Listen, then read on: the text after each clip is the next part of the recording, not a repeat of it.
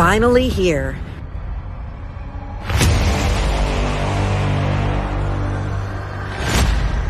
New voices, new faces.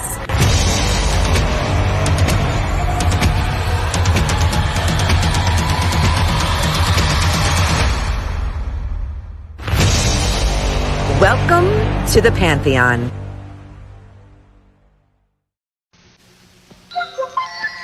You know, Robin, quite often people choke on a piece of food they're eating. Right. What can you do for them? Well, if I were choking, you'd stand behind me, wrap your arms around my waist, then make a fist with one of your hands and put it against my abdomen with your thumb against my body, slightly below my rib cage. Grab your fist and press in and upward. You might have to press and push up more than once. Try it again. It's important to get it right. Someone's life may depend on it.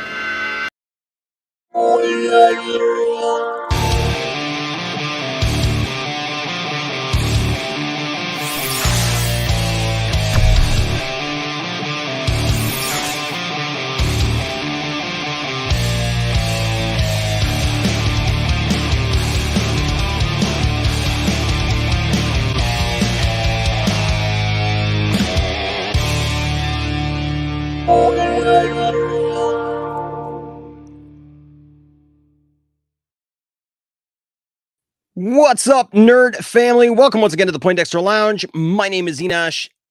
You know that. If you don't know that, hey, welcome to the show. If this is your first time to the lounge, you wouldn't know who I am, and that's a good question of like how you found us. But that's a whole other thing that we could say for another time. But we're just glad that you are here. So if this is your first time, welcome. We're glad you're here. If you've been here multiple times, welcome back. It's good to have you back. It's always good to have you back here at the lounge. But if this is your first time, please know that the Poindexter Lounge is a place for nerds. It's a place where you and me and my crew can get together and talk about all the things that we love. Things like TV shows, movies, games, sci-fi, fantasy, comic books, superheroes, toys, and so much more. And if those are things that get you excited, then hey, you found the right place. Look no further. Please hit that subscribe button and that notification bell, because that's what YouTube tells us we're supposed to say. Because if we don't do that, our YouTube channels will shrivel up and die.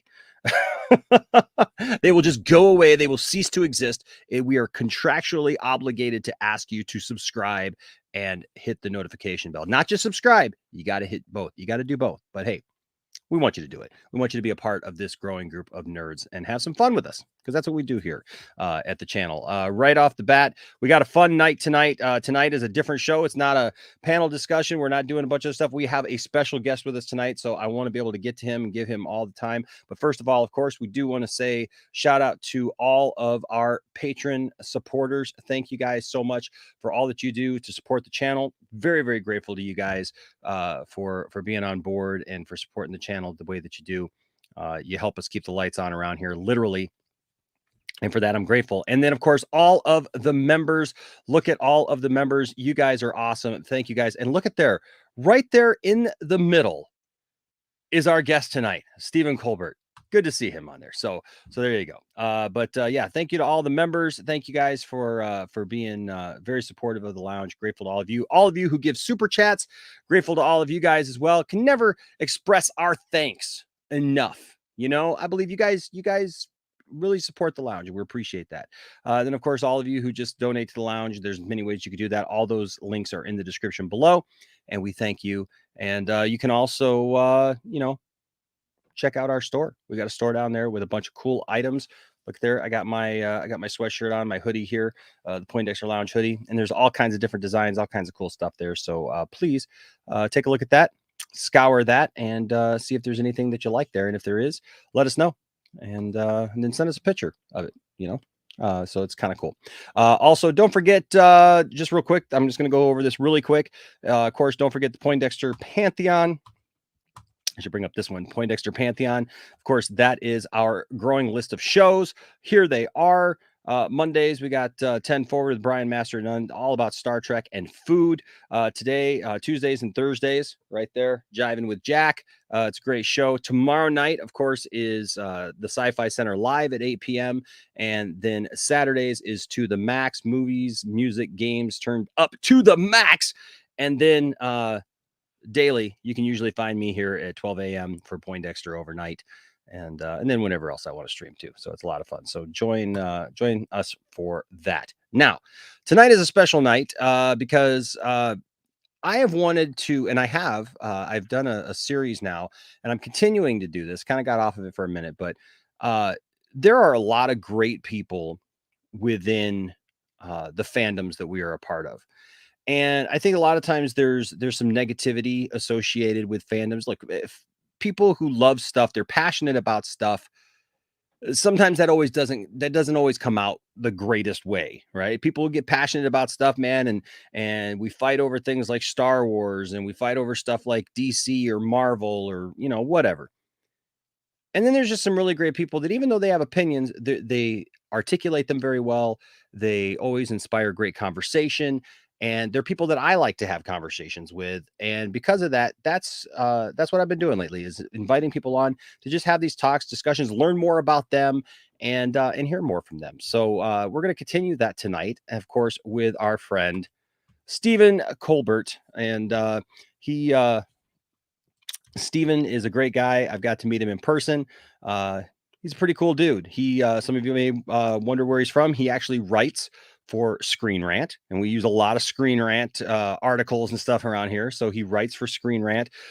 He also writes for thegazette.com, and he is the co-host of the Snyder Minute BVS by the Minute, which is a cool thing that we can hear him tell us about a little bit. But let's wait no further. Let's bring him in right now, ladies and gentlemen. The guy with the greatest camera setup, putting me to shame. We were joking before the show. He actually looks like he fits in more with my color scheme than I do. So I'm going to invite myself onto his show, apparently.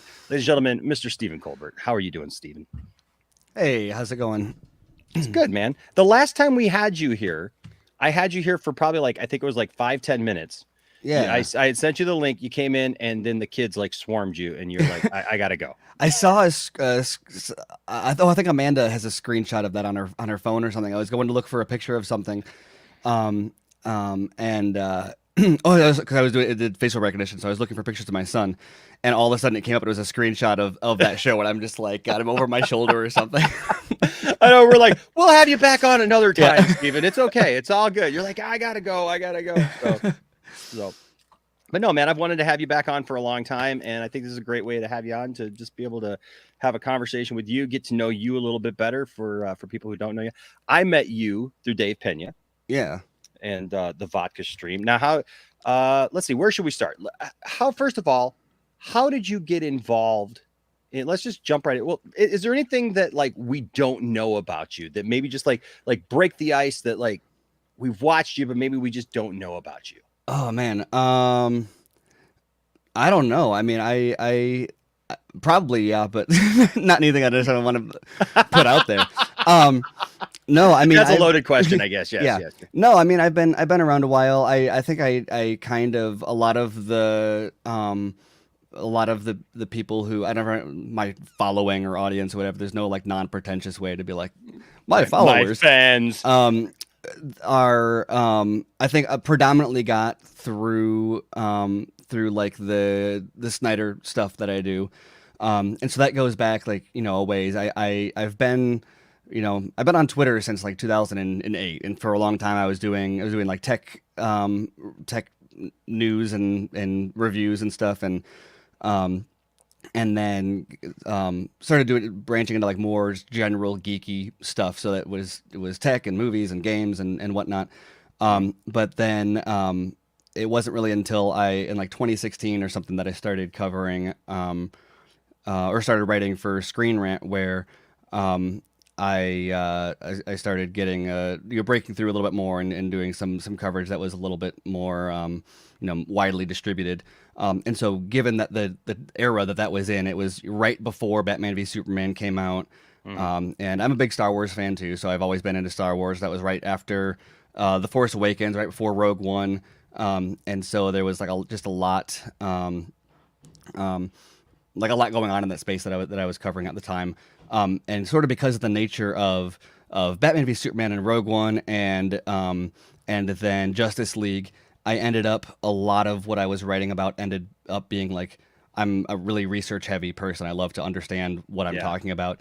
And so through that process, I dove into like the Directors Guild and reshoot processes and behind the scenes and all sorts of stuff, and kind of became like a my beat sort of became like behind the scenes movie coverage and like what's happening, and you know, without a source or without someone to say like here's what's actually happening, all you can go by is like, well, here's what's reported, and then here is what's generally practiced, and then like here's what the Directors Guild agreement says, so it's somewhere in that.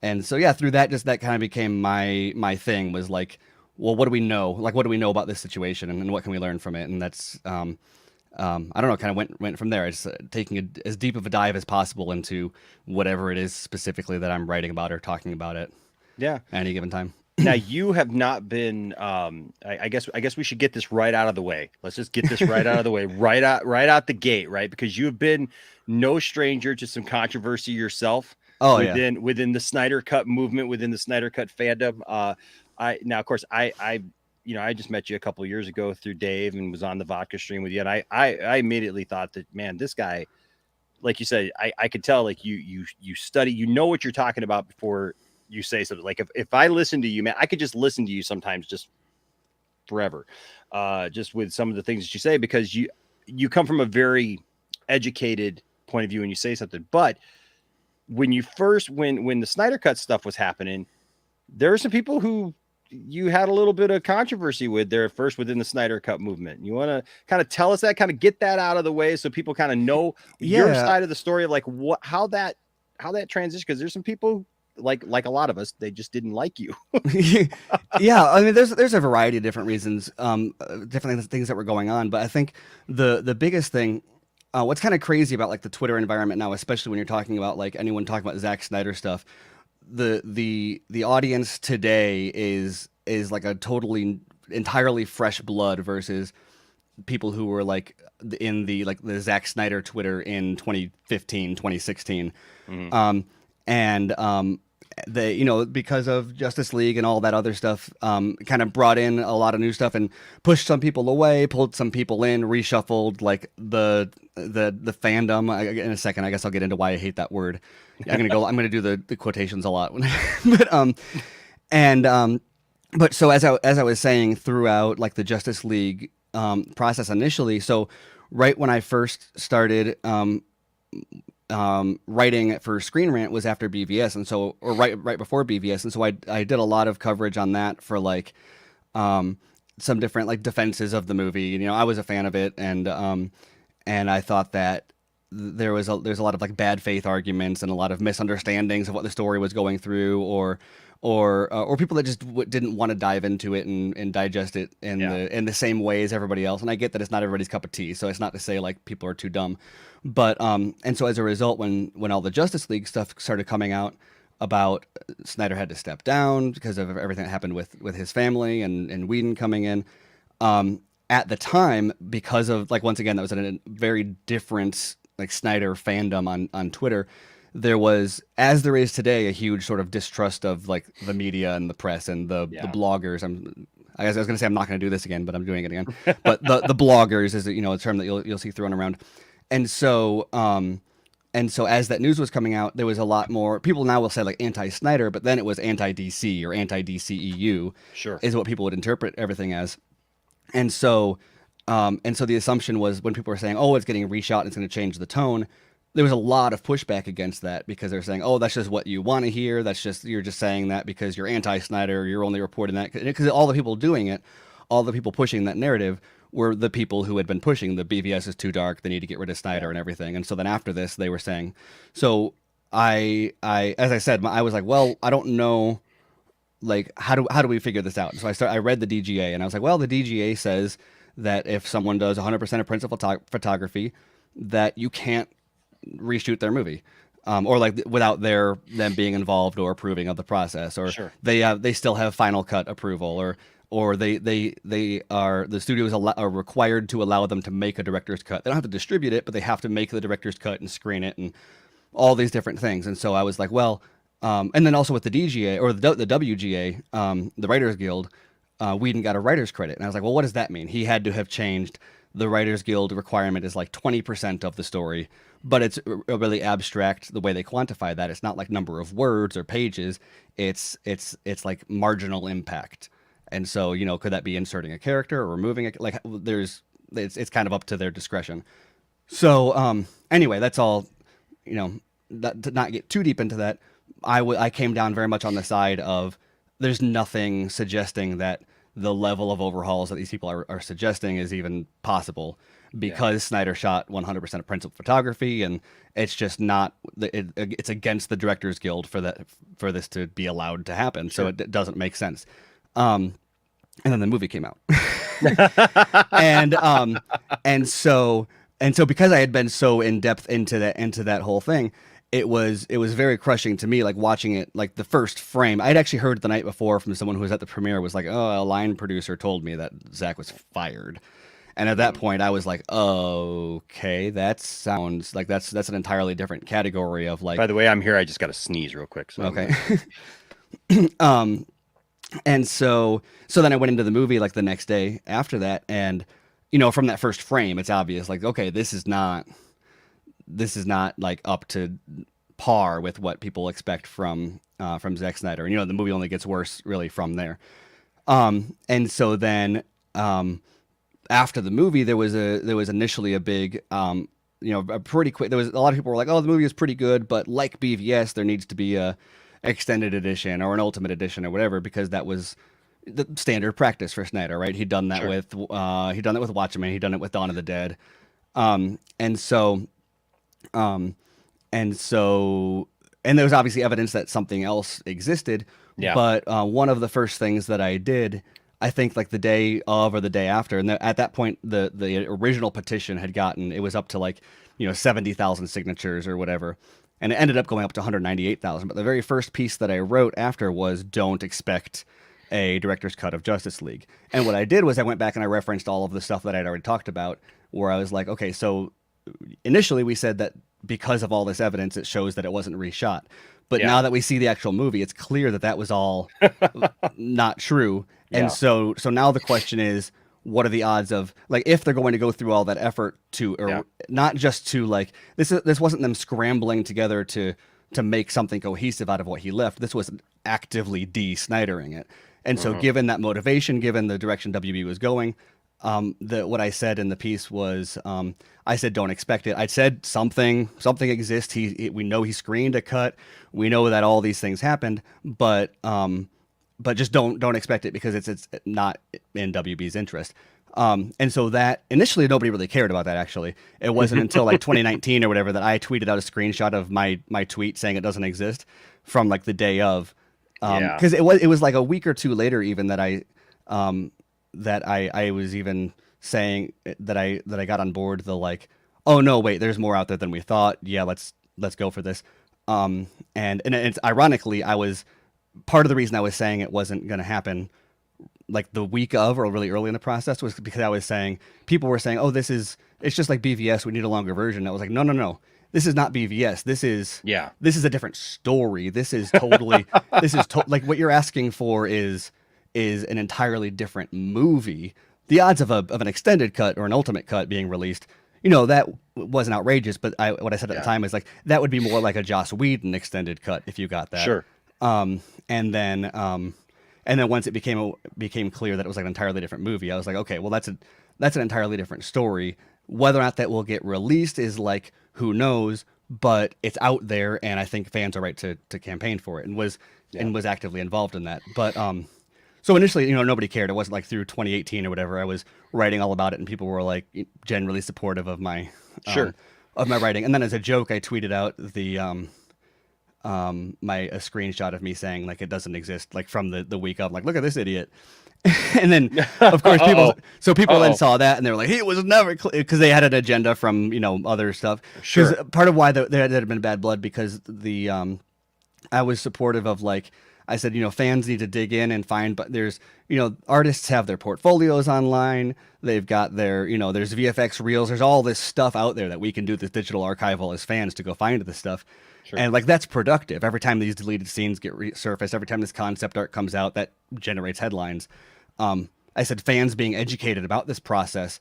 I said part of the reason people don't listen to this stuff is because the fans have a habit of being maybe a little bit overzealous and misrepresenting the situation, or being hostile or whatever, and that turns off like the people who you need, like the people with the platforms that you would want to be saying, let's do this, are then saying no, not because of the movie specifically, but because they're like, we don't want to, and of course we heard that, give a mouse a cookie and everything became a mantra later on in the process. Yeah.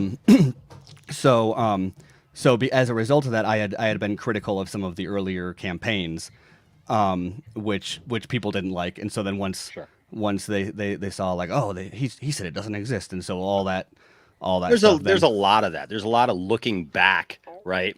And then all of a sudden people make all these assumptions, like they act like all the information that we're privy to now, we were just all privy to. We just all knew this stuff, and everybody was fighting for it, and everybody was doing all this stuff, and it's a lot of Monday morning quarterbacking. Yeah. Well, and the big thing that for me also is, as someone who was going to be covering it and like had been involved with like tweeting and everything with the Snyder fans online, and was very openly a fan of Batman v Superman and Man of Steel and Watchmen and 300 and Dawn of the Dead and Owls of Ga'Hoole and Sucker Punch, and everything. I was like, so if I'm going to be writing about this and being supportive of it, it was really important to me that I wasn't writing about it as a fan, and that the approach that I took wasn't just like fanboying about it, but saying like, no, this is what we know, this is what we don't know, this is what's proven, this is what's not proven. And so as a result, made efforts to like to distance myself or not be a part of the, again, quote unquote fandom. And so I to the extent of even telling people like, no, I'm not part of the movement. Like I want this, I want that, but like I'm not involved in planning the events. I'm not, because like that's not appropriate if I'm also going to be writing about this stuff, to be like planning the event and writing about why it needs to be released. That's like a conflict of interest. But because you get all of the, especially in fandom, you get this, there's a desire to have a hierarchy of, and gatekeeping and true fans and not true fans. And so the fact that I had been critical and also would say like, oh, well, the movie, the number at the time that was being thrown around was like $40 million in VFX. And I talked to some people from behind the scenes who confirmed that number also, and fans hated that because they were saying, no, it's done, it's 100% done. You're pushing an anti-Snyder agenda by saying that. I'm like, well, but the thing, like the people in the industry know that there's work that needs to be done. So as fans, you can push the it's 100% done mantra all you want, but all you're getting then is pushback from the bloggers and people in the industry saying, no, that's not true. Whereas if you say, yes, it will cost something to get released and it's worth it, then that's something that people can say like, okay, you know what you're talking about, you're being reasonable, that's fair. And that panned out pretty well for me in terms of, well, and and in the end, like the fandoms don't appreciate when you report both sides of the story. We all want to hear as fans, like you said, like it's very hard to stay rational, in the middle, unbiased, not allowing what you want or your passion for it to override reality, and then not vice versa as well, right? To not go too far on the other end and just be like, shut up guys, it's not going to happen, it looks impossible, but when you do have information regarding the industry, I'm sure it's hard to stay that, and nobody appreciates that, right? Because they just want you to, if they come to Steven and they know that Steven, is a supporter of this, and you're writing for Screen Rant, well, we want you to write nothing but positive articles about the Snyder Cut and how it's all done, and WB is just evil and they just need to give us what we want. And sometimes there's more of a story there than just that. Well, what's funny too is the like, what is negative coverage? Like facts are facts, and so it wasn't like I was saying it'll cost 40 million and this and that, and therefore it shouldn't happen. Yeah. I would say it would cost 40 million, but BVS the Ultimate Edition made $60 million in home sales, so that justifies it. So it would always be contextualized with something like that. But that's not like when the as I'm sure you've seen yourself, probably a lot of times when you get caught up in something like that, the the complaints, the argument is never about what the argument is actually about. And so like Yeah. like the screenshots that are being shown or the criticisms that are being made, it's got nothing to do with what their actual issue with you is. It's like the issue that people had with me was just the fact that I had a voice and was setting a narrative that was not the same narrative as them. And so then they would just find whatever it was they could find at any given time to say, look, he's not one of us. He's not on our side. He doesn't support us. He's anti-Snyder. He's this and he's that, which I think ended up being like really in my favor, that I had made efforts to not just for my own credibility to kind of distance myself from fandom, but also you'll see a lot of bloggers make the mistake of really leaning into the fan support. Because when you get shares and retweets and likes and everything, it's really easy to be like, "Rah, I'm one of you, haha," like, and like ride that social media popularity wave high. And the problem, as we've seen with other people, I won't name any name, I'm sure everybody knows people who have done that, who the second things go bad, that exact same audience that you built is then flips on you. Whereas if you built an audience of people that say, "Oh, I'm following you because I know you're reporting facts. I'm following you because I know you use logic and because I know." Whatever, not just because you're whatever. Then when something like that happens, they're like, well, no, we know who you are because you were that way the whole time. And so while we're talking all about how like, oh yeah, people came at me and whatever, it was ultimately like, I got caught up in a little bit of it early on, but I realized pretty quickly that, like, especially on social media, like you don't have to engage anything. Yeah. Like it's a lie that you have to like have a fight and win it. Like so long as the facts are in your corner and you're, if I'm confident in my reporting, I don't need to get in someone with a fight about it today. I just need to wait and it'll come out eventually. And it all came out, and everything lines up basically with what I was writing about the whole time. And people that came at me the whole every time I find, like, I'll look for an old tweet of mine to be like, what did I say about that again? And I'll look it up for reference, and I'll find a thread where I said, XYZ, and I'll look, and the thread is just my tweet, and then like suspended account, deleted tweet, deleted tweet. And it's like, I don't even know the context, but I have my tweet. Right. Yeah. But like, that's kind of what came of that. So it's like, so we'll contextualize the whole thing and like, oh yeah, people didn't like me and came at me or whatever. But at the end of the day, like, really, it was just Twitter drama and Twitter noise, and I didn't buy into it, and people did their own thing, and now they're gone, and I'm here, and I'm still doing what I'm doing, and I'm fine. Yeah, no, I know. It's just interesting. It's interesting how like history kind of repeats itself, right?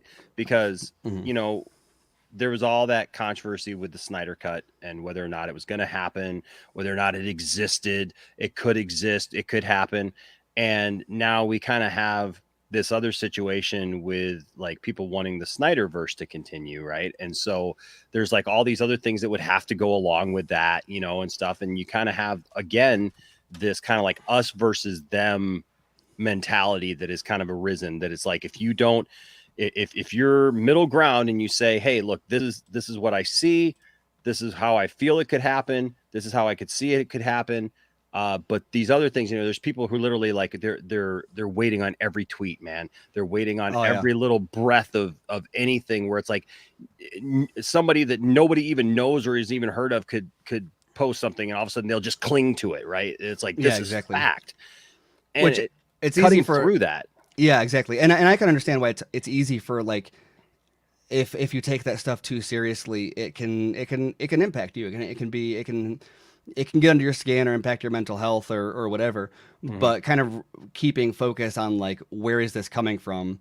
Because there can be very much a especially, like I said, if you build your brand on like, I'm a true fan, or I'm Zack Snyder fan #1, or or listen to me because I'm like the most important person that likes Zack Snyder. Then when someone comes at that, you feel like you've got to like prove yourself.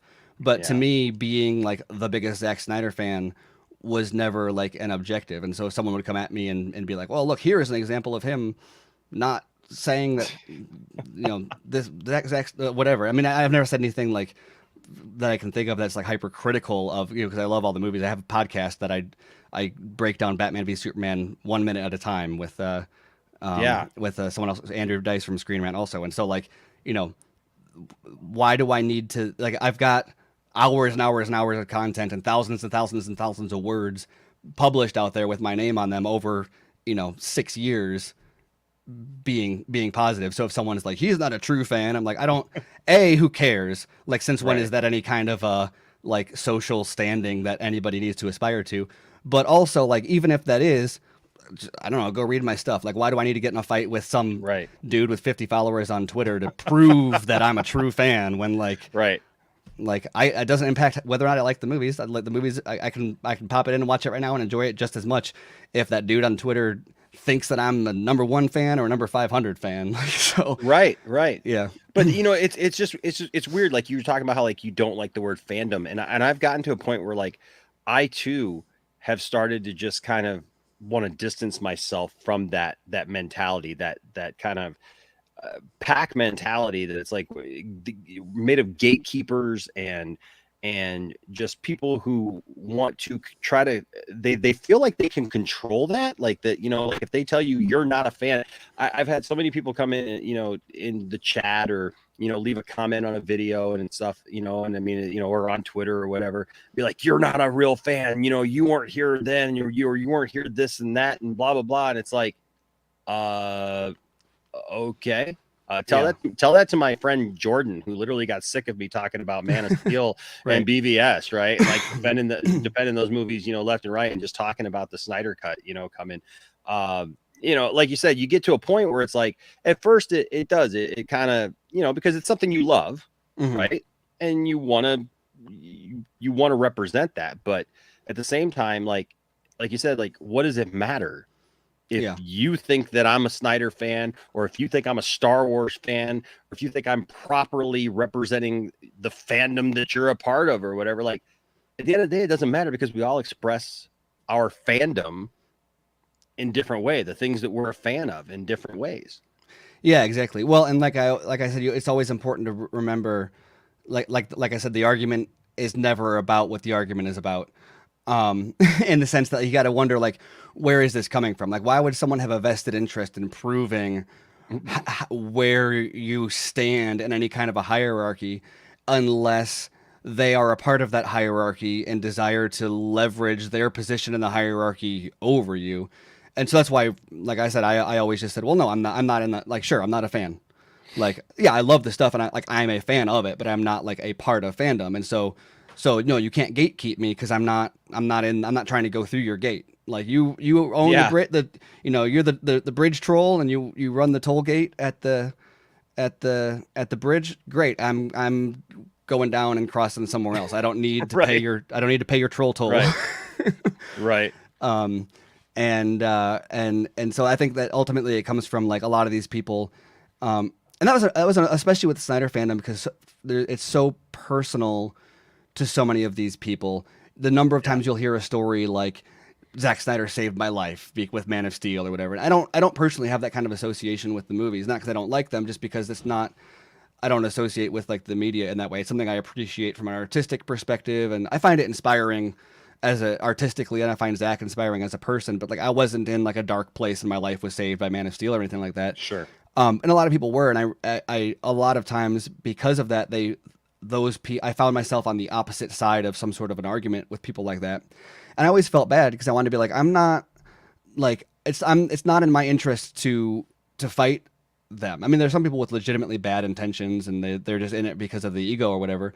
But there's a lot of people who are buying into this because it's a community that they value and is important to them and is good for their mental health. And so a lot of why I disengaged more and more with that kind of fight over time is because I was like, it's not my job to like to police people who are getting something positive about it. It'd be nice if they all knew how to like engage in a better way, but I didn't want them to feel like I was trying to take away something that mattered to them. Especially when like they can't and won't and could never take away anything that mattered to me. So like, I don't need to then establish some sort of a dominance over them either. So this is an interesting question, and it's to me, but I really want to get your take on this, because kind of with what you're sharing there, because like John's a good guy, and I appreciate anybody who like, I'm always blown away that anybody wants my opinion on anything, man, you know, because like I'm just like, hey, guy just was like set up a couple cameras and was like, hey, let's talk about this stuff with my family. But You know, he's asking, would I ever consider, to write something like, you write for Screen Rant or whatever, as a legitimate, entertainment kind of source or whatever, so that haters can't just say, oh, he's just a fan. But I don't think that even having that, like, it does not shield you Right. from, it probably opens you up for more criticism, because now you're writing for that. So you're part of the establishment. Yeah. You're, Well, once you're again, part of the problem, right? what is the argument actually about? It's not about whether or not you're a fan or not. It's about whether or not they are over you in the hierarchy, or whether or not you should be listened to. And so if they can't say, "Oh, he's just a fan," they'll just replace that, plug and play. Oh, he's part of the machine, or he's he's he's getting checks from insert studio here, and so because it's not actually about if you're a true fan or not. It's not actually about if you're getting checks or not. It's about what do we need to say to make this person less important than us. And as I don't need to make anyone feel like anyone's more important than anyone else. So if they need to feel important, go feel important. I'm not going to stop you. So not to like discourage anybody from trying to do that, but don't go try to write for a publication so that you can have the credibility, Right? Because a lot of people do that, and it doesn't work out for them very well, Right. because they don't get what they want out of it. And then also the fans aren't going to suddenly say like, oh, you're credible now, we'll listen to everything you say. So Right now you're part of the problem, right? Because now Right. you have a reason for writing whatever it is you're writing, for whatever you're doing. You can't just be expressing like what you see and what you've heard or what you know.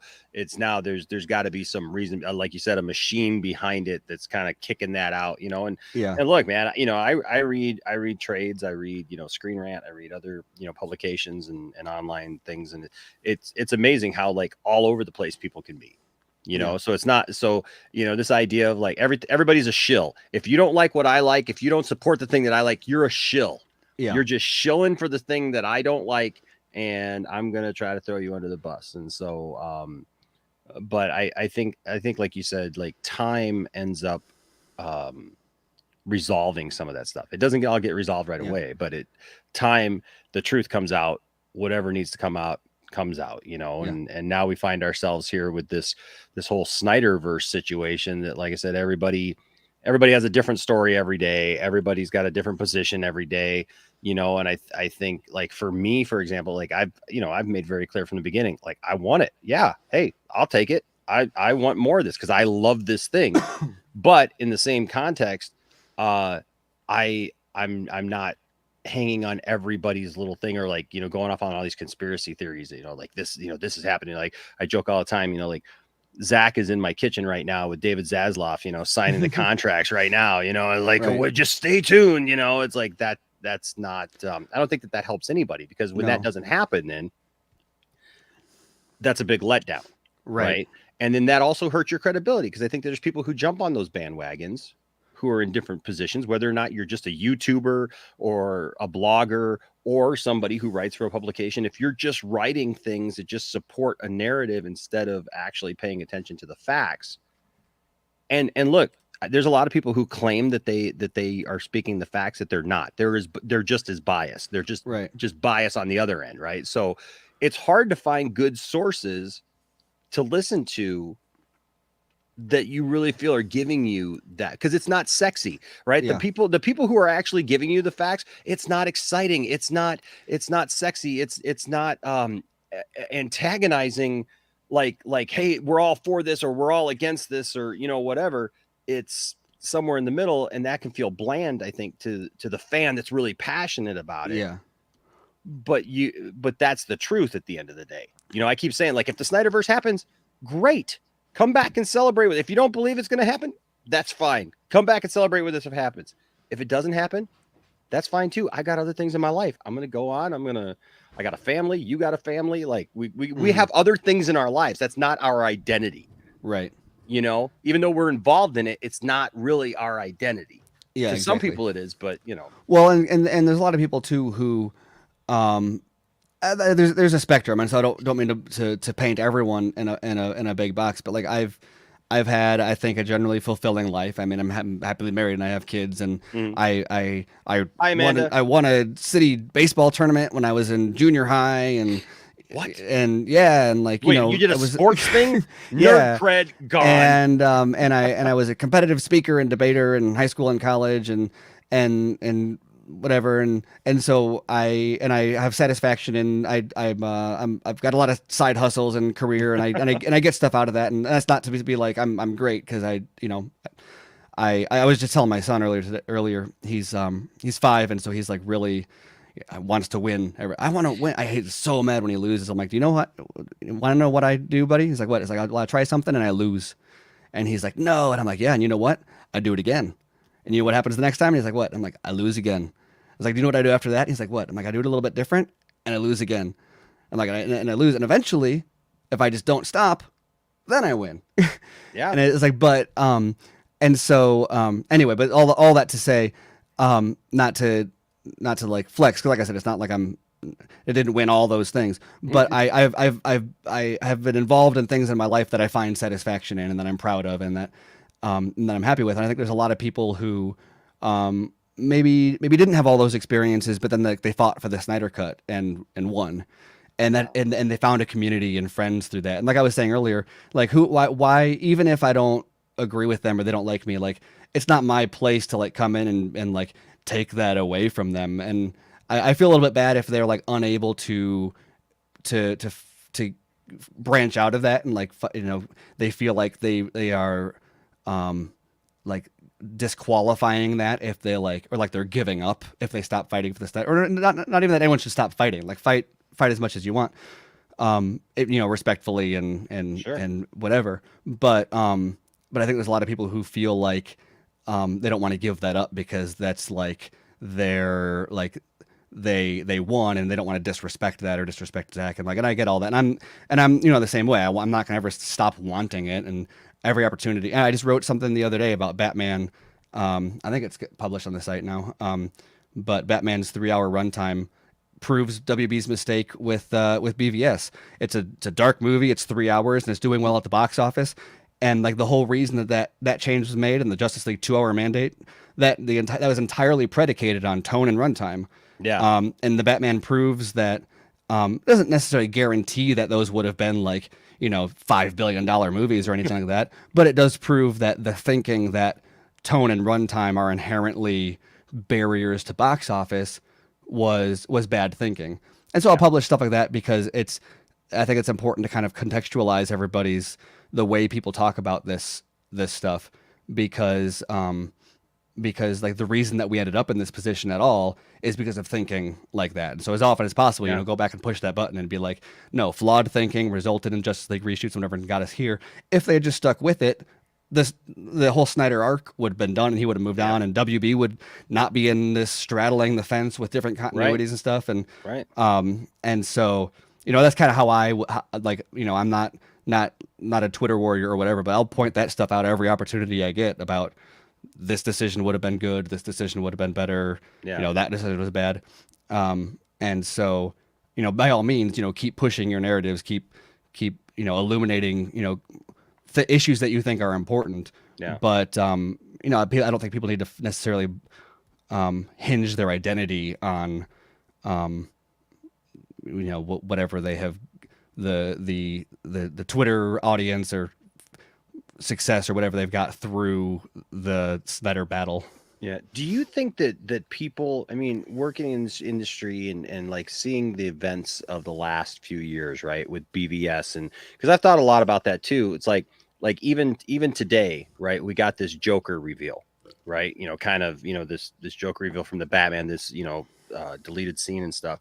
And there's this composite, and actually I already had it up. Here, let me, oops. I'll bring it up. Not that, this. Right. And so like this composite was kind of put together, and like, that's scary. That's completely different than anything that we've seen before. Right. And it made me think actually about when we got the reveal for Jared Leto. Right. And immediately, and I was thinking, like, the first part of me was like a little bit of upset. right? Because I'm thinking to myself, like when Jared Leto's thing came out, it was like, oh my God, this is so different. I hate it. I hate it. You know, the consensus was I hate it. And like you said, like Batman v Superman, it was like, oh, it's 3 hours and it's all dark and everything. And now we got this Batman movie that's super dark, right? I mean, it's like darker than anything, man. And it's brutal and it's, you know, whatever. And it's 3 hours as well. And then we get something like this that it's like, whoa. I mean, is this what we're going to see in the next few years, you know, from a Batman movie, this kind of Joker that looks deformed and whatever. I mean, the first time we see this in the light, wow, okay, that's going to be pretty hideous. So do you think that maybe that it took, like, no matter what happens with the Snyderverse, right? It took somebody like Zack Snyder to kind of break through that wall that there was that wall that was up there. We weren't ready for that a few years ago. And now because of that, maybe because of what he did, now we're kind of getting there, even though people still have this reluctance to Zack stuff. It's almost like it set the stage. Maybe. I don't know. A little bit in some ways, I think. There's also I don't know. I mean, I don't want to go, I'm trying to see if there's a way to say this without going like too far back and doing like a whole where this all started was, but I think that I still don't have a good answer as to, you know, anyone that's been around. I mean, it's obvious today, but also anyone that's been around long enough to have witnessed the evolution of the Zack Snyder discourse has kind of known that there's always been this weird, like, and if, like, let's say this was Joker in BVS and back in 2014 during production, this photo came out, it would have been, you know, World War III.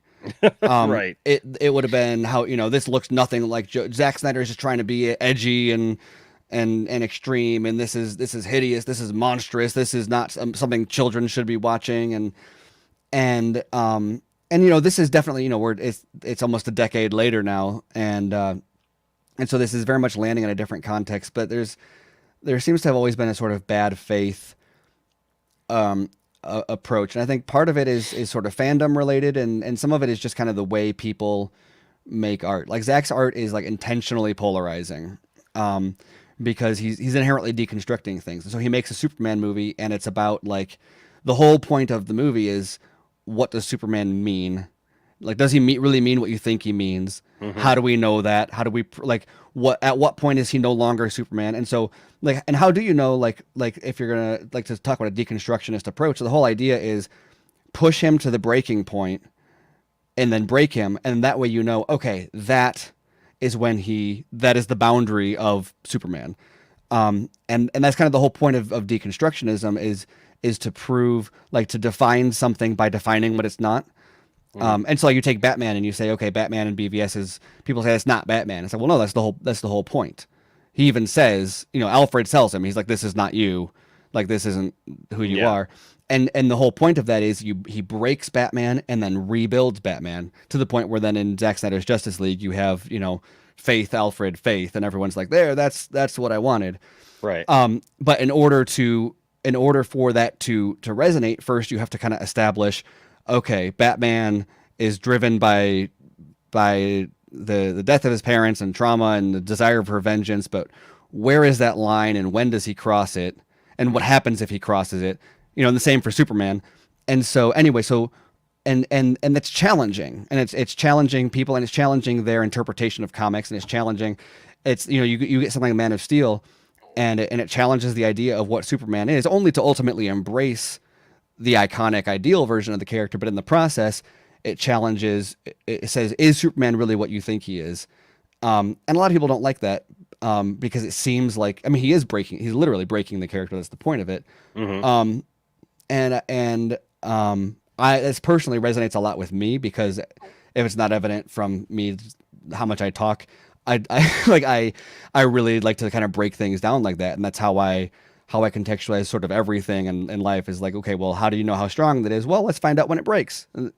Or when is something true? When does it stop being true, etc. And so his movies have always, like, you go back to 300 and it was all the drama about that with the depiction of the Persians and And was it racist, and the timing of it also happening when there was, you know, Middle East conflict and all that. Sure. And but and the use of fascist iconography, which, you know, fascist art is not fascism, it is just a style of art, but not inherently a it's not a perspective, it's a style. But he used a lot of that in the telling of 300 because the whole thing is from the perspective of Delios. Like the whole thing is propaganda, and it should be obvious when it opens up and he's glorifying the idea of sacrificing unfit babies. Right? Right. Like you don't like Zach. Like if you know anything about Zach, as you know, he's adopting children from China. Like Right. he is not somebody who truly believes that. But the whole point is, oh, this is a culture that glorifies these things. But you know, that's a challenging thing to do. And You think it's part of culture, like that, like we're getting this place, like we don't. I see it sometimes, and look, I'm not one of these like people over on this side where it's like, you know, everything's bad, right? Everything's woke, everything's, you know, this you know, they're taking over and they're, you know, whatever, they're getting rid of all these things, you know, that we need important. But I do see sometimes that we don't like as a society to see some of the bad things that have happened before. Yeah. We don't like to see those portrayed, and if we see those portrayed, then you know, then automatically we go to this other place where it's like we have a hard time separating art nowadays. Sometimes, not everybody, but sometimes we have a hard time separating art from reality, right? Yeah. So like if somebody puts something out, well, they must feel this way, like, or, you know, like this is how this actor feels because they're playing a part or a role, and like they got into it or whatever. And it's like, you know, I mean, it's like I even look at like something like Indiana Jones. Could that have been made the way that it was made back then, where like you actually saw Nazis and you saw things? I mean, look at the entire MCU. It was based around, you know, Nazis, and we got all that kind of taken out. And I get why it happens, but sometimes sometimes you need to be able to look at those things and understand and remember why they're bad, you know? Yeah. Well, and that's always, I think a big part of it also is you look at other stories that use that kind of, like you look at Taxi Driver, or you look at Wolf of Wall Street, you know, and is that glorifying Jordan Belfort or Travis Bickle or Joker? Obviously, is, you know, heavily inspired by that. And those movies are also, you know, highly controversial, for similar reasons, because of the way they depict and or glorify violence or sex and drugs and the way they treat women and whatever. Django Unchained, man, where you know, like the use Tarantino, of the use of the N-word and all those things, where Leonardo DiCaprio felt very uncomfortable delivering those lines, you know. And you go back in time, and I think like deconstructionism and like, you know, satire or ironic stories are kind of hand in hand. And you go back to, like, was it Jonathan Swift that did the A Modest Proposal, I think it was called, where he wrote a thesis or something about telling people they needed to eat babies, like to solve a hunger problem or something like that. But the whole thing was satirical, but it was written not tongue in cheek. It was written as he took it as a serious thing, not because he was actually seriously proposing it, but he was making a point about the use of rhetoric. Sure. And how you can dress up a terrible idea with the right words and the right presentation and make it and make people believe it's a serious proposal. And people thought it was a serious proposal at the time. And so it's a very similar, you know, that's always been controversial. The difference is, you know, Travis Bickle is a fictional character. Jordan Belfort doesn't really have a huge fandom. You know, I don't know enough about the culture surrounding what Jonathan Swift at that time. But you know, Zach did that with Batman and Superman. And that's a little hard bit pill to swallow, right? In the movies, right? Not just so in one of the most expensive movies of all time, for one of the biggest franchises of all time, the first time the characters came on screen together at the first time, it was a challenging piece of art that challenged our conception of who these characters are and how they should behave and how we should treat heroes. And you know, I've seen a lot of people say, like, okay, fair, but it's not that that's a bad story or the wrong story so much as just that's not what pop culture mainstream entertainment should be. Like, you don't want that from and that's an entirely separate argument, separate from the art, Sure. so much as like, what should a blockbuster movie be? Should it be popcorn, or should it be what Marvel is doing, or should it be, and just seeking to like inspire everyone and make everyone excited and to razz up like the fandom, or should it be challenging these things? And I don't know that I have the answer to that. I just know that I prefer kind of what Zach did, but I can understand in that context why something like that would take something that's always controversial in any movie you do it in, and then you put it into one of the most mainstream movies ever with some of the most popular characters in fiction ever. And of course, you're drawing a line in the sand and asking everybody in the world who knows who Batman and Superman is to pick a side. Well, it's like I have my friend Joe, and I mean, Joe liked some of, I guess, Zach's earlier stuff. He didn't like Justice League. He's one of the few people I know who actually prefers Justice League, right? And it's pretty much mostly because he sees these characters as something he wants to be more lighthearted. He wants it to be colorful. He wants it to be, smiles and happy, and them doing these things. He doesn't want to see them brooding and having to deal with these very heavy subjects. Right? I found that to be a breath of fresh air because I read comic books for so long, and it was like, wow, I'm finally seeing some of the, people who haven't read comic books in a long time. Like, they have this notion. Like, do you remember when the things came out about Batman Returns? That like all the that was slightly before my time, but okay. I remember. Batman, the movie Batman Returns, not the movie Batman Dark Knight Returns comic. No. Okay, so I remember Batman that a little Returns. bit. That was a big controversy with. So there was like these talk shows and stuff, and they had these kids on, like, who were supposedly like they were kids who had jobs as movie reviewers for like different outlets or whatever, like, and all these kids were like, obviously, like, I want to pull up the video at some point, but like not tonight, but I mean, just pull up the video at some point on a show, because like, it's so funny because it's like, you can tell they're totally not being told what to say by an adult, right? Right. This kid's like, this is bad for kids. Yeah. This is scary. Like, the kid literally said that he could watch Terminator 2 just fine, but Batman Returns scared him. And I'm thinking, like, think about all the stuff that happened in Terminator 2, right? Like, metal through a guy's face, like all this stuff. And this kid is like going off on this. Not to validate his point, but also, what is Terminator 2? I mean, that's supposed to be that way, right? Yeah. Whereas Batman is this, Saturday morning cartoon to a lot of people. The thing is, this mother makes that comment, right? She's like, well, I took my daughter to see Batman because the whole thing was her and her daughter had walked out of Batman Returns at the 30-minute mark, right? They were there for a half hour and they just couldn't take any more of Batman Returns. Like, I wish I could have been a fly on the wall to like whisper to them as they're going out, you're gonna like, just wait till you see what comes in the next few years, but like, they got so upset, and she was talking about it, and you could tell that she was kind of out of touch with it, because she was like, well, like, when I think of Batman, I think of the old Batman, like, that it was fun, and it was always a moral story, and it was, good versus evil was very clear, and, and all this stuff. And it's like, well, that was my mom. I was a big Batman fan, and we'd go to the toy aisle and look at Batman toys. And that was back when they had like what was it called? Like the Dark Knight Legends or whatever. And it was all these like nightmarish versions of the character, and she would always be like, "What Batman?" And she actually, on my 5th birthday, Adam West was on a talk show, and she called in and had him say happy birthday to me. But she even told him on the radio, she was like, "Oh, it's so hard to find entertainment for him as a 5-year-old, because we didn't want to.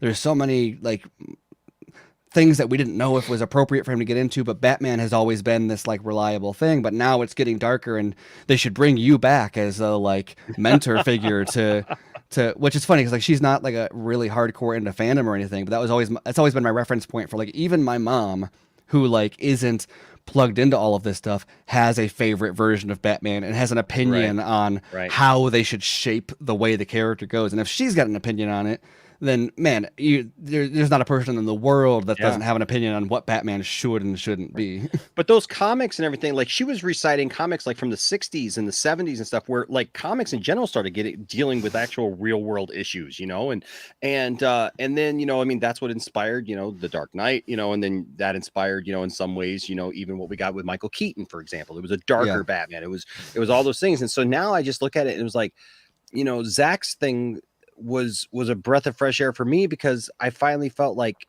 this thing that I love is being taken seriously. Yeah. And I get it. I don't degrade what other people feel, because I know that they have. That's the great thing about these characters, is we were just talking about this the other night. It's like, with DC, there are these different versions and incarnations of these characters, right? So there's not just like one Batman. There's not just one incarnation of Superman. And it's fun. There's lots of gatekeepers who will try to say that, right? Yeah. That, like, Christopher Reeve, he is the gold standard of what Superman should be, and Superman shouldn't be anything else. But in reality, Superman hasn't been that Christopher Reeve version in a long time. And even really when that came out, he really wasn't that in the comic books, even then. And even if he was, though, there other versions exist, so therefore it's not. And even if you're going to say this is the gold standard, that doesn't mean that that you can't do one off. Like every character has that alternate verse. Like even you've got someone like James Bond, and you see like shoot, what's his name that did the bootleg universe of Avi what's his name? I'll remember it in a minute. But he did the bootleg universe, and he did that like old Sean Connery animated thing about like what happens to Sean Connery Bond when he's in the nursing home, and he went on this whole like dementia mission. But anyway, and that wasn't like an official James Bond story. But the point is that there's people have a desire to ask, what if Batman was a bad guy? What if Superman was a bad guy? What if all of you even have what if stories from Marvel and whatnot. And so why I think one of the most fascinating things about kind of what we're talking about, and a lot of the people who say like what you're saying about like this shouldn't be the mainstream version, a lot of that was a marketing and kind of universe building bungle on Warner Brothers' part, in my mind, with the whole Zack Snyder thing, because this is happening there while this is all happening to Zack. He never wanted to make the mainstream Batman movie. He never wanted to make the definitive iconic Batman. He always wanted to tell a story that he knew was subversive, he knew was polarizing, and that was the approach he took. And he picked some of the more polarizing comics even to draw from for it. But WB would always position it as like, this is our equivalent of the MCU, because that's what they needed. Yeah. And it wasn't until the Snyder Cut was coming out where it was happening in a context that allowed Zack to go on to go on interviews and go on shows and say, this was never supposed to be this mainstream thing. There was 5 movies and it was done. And a lot of those people who for the longest time were like, this shouldn't be the mainstream thing, they were all saying that as like thinking we were going to have the Affleck Batman from BVS for a 20 movie Iron Man style arc. Yeah. And the second they started seeing that during the Justice League promotion, those people who had been anti, everything that was going on with the DCU under Snyder, all of a sudden started saying like, oh, if I had known that in 2016, I would have been more patient if I knew that this was just a take like a comic limited series or like a Elseworlds thing. But Zack wasn't allowed to or I don't know, allowed to, but the promotion and marketing and of these movies was never done that way, because that's not what Warner Brothers wanted from the universe. They wanted it to be setting up a 30 film arc. And so therefore there was no, like, imagine the difference if they come out and say like, this isn't your mama's Batman. This is going to be, we're going to do this edgy, crazy, ridiculous, throw everything at the wall universe where Darkseid is coming and all this is going to happen, and it's going to end. There's going to be a conclusion in 2019. It's going to be done, and then we're going to start something new and fresh. That's so refreshing compared to like, I'm enjoying what Marvel is doing now, but there is a taxing element of like this whole ongoing universe and like all the homework and like, do I have to follow everything? That's like, there's shows that like, I'm not necessarily like, Miss Marvel isn't necessarily being made for me, and that doesn't mean that that's fine. Like that's awesome that people have their entertainment that's targeted at them, that not everything has to be catered to me. But well, do I need to watch it if I'm gonna watch the Captain Marvel movie, or is it going to tie into Doctor Strange, which I'm interested, there's all these decisions. Whereas like you get something like Morbius coming out, and I know people are like polarized on that one, but I see that and I'm like, oh cool, that's like, I can go get a comic book movie and not need to worry about all the extra, and it's funny 'cause people are even criticizing that about like, how does this fit in the universe and whatnot. It's like, Right. no, just go. It's Jared Leto, vampire killing people. Like, just let's like, Just go enjoy it. and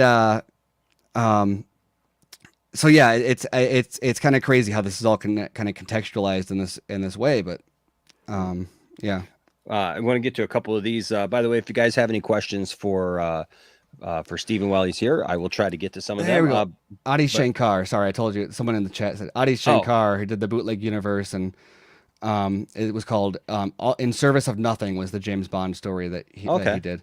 But yeah, check that out. It's pretty cool. I'll have to look that up. Yeah. Yeah. RJ here had a $4.99 super chat. Thank you, RJ.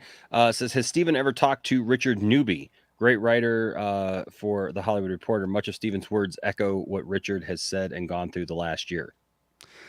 I'm mutuals with Richard on Twitter. We interact sometimes. I don't think I've ever had a personal conversation with him, but I'm familiar with his work, and he's a great writer. But yeah, I've seen very much that kind of same thing happen to him, where you very much went during the height of the like defending Batman v Superman and promoting the Snyder Cut and defending the Snyder Cut. It was, he's the fandom hero.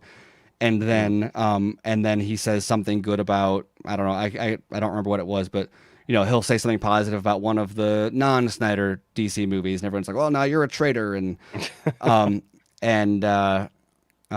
so yeah, it's always, but I think Richard is very similar though, where he's been smart enough to not kind of hang his hat on his standing within fandom. And so like when they try to cancel him, like you can't really revoke someone's membership card if they're not a member.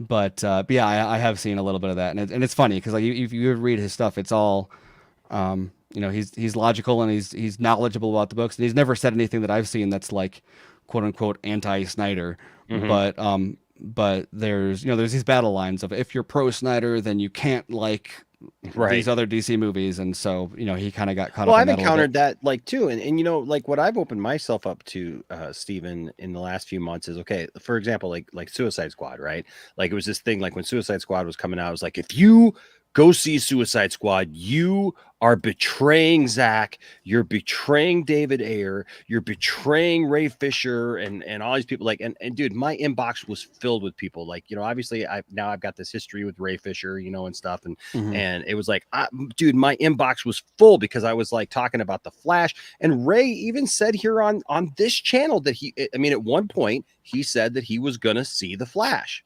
Right. That was his words, him and Wayne T. Carson, like, and that was it. And that's all we could go off of. And you know what? And I'll be honest with you, Stephen, I agreed with what Ray said, because at the time Ray said, I have to compartmentalize this movie and remember that not everybody who worked on this movie is Walter Hamada.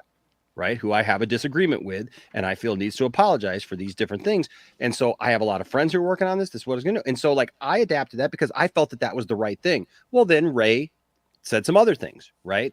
And so look, I respect Ray. I respect Wayne. I'm, still talk to him. It's fine. But I don't have to necessarily change my mind just because Ray decided, hey, I now need to take this stance. I respect him for that because it's his stance, and he's the one who went through all that stuff and knows what he has to do. But I still, like, until I see something else, I still felt that same way, not just because Ray said it, but because I thought that it was the right thing. And it's funny because like the inbox gets filled with people, like, you're betraying Ray Fisher, you're doing this. And it's like, I went to go see Suicide Squad. I liked it. I saw the Twitter back and forth between David Ayer and James Gunn, where like they're friends, and they were, like David Ayer was supporting him, and I'm seeing all this stuff. It's like David Ayer's just being nice to him, they like, you really can't stand him, and all this stuff. And I'm like, what evidence is there of that, right? And then I don't even like John Cena. John Cena I'm a wrestling fan, but John Cena gets on my last nerve, like all over the place. And then like Peacemaker comes out, and I honestly, Stephen, I thought I was going to hate Peacemaker. I was going to watch it just to see. I thought I was going to hate it. And then all of a sudden, man, I watched all 3 episodes in bed. I figured I'd get ahead of it, because if I didn't like it, I could just tell Tiffany, hey, if you guys want to watch it, just go ahead and watch it. I'm just not going to watch it. And so the night it came out, I'm laying in bed. I watched the first episode on my phone in bed with my headphones on. And all of a sudden I found myself into the second episode.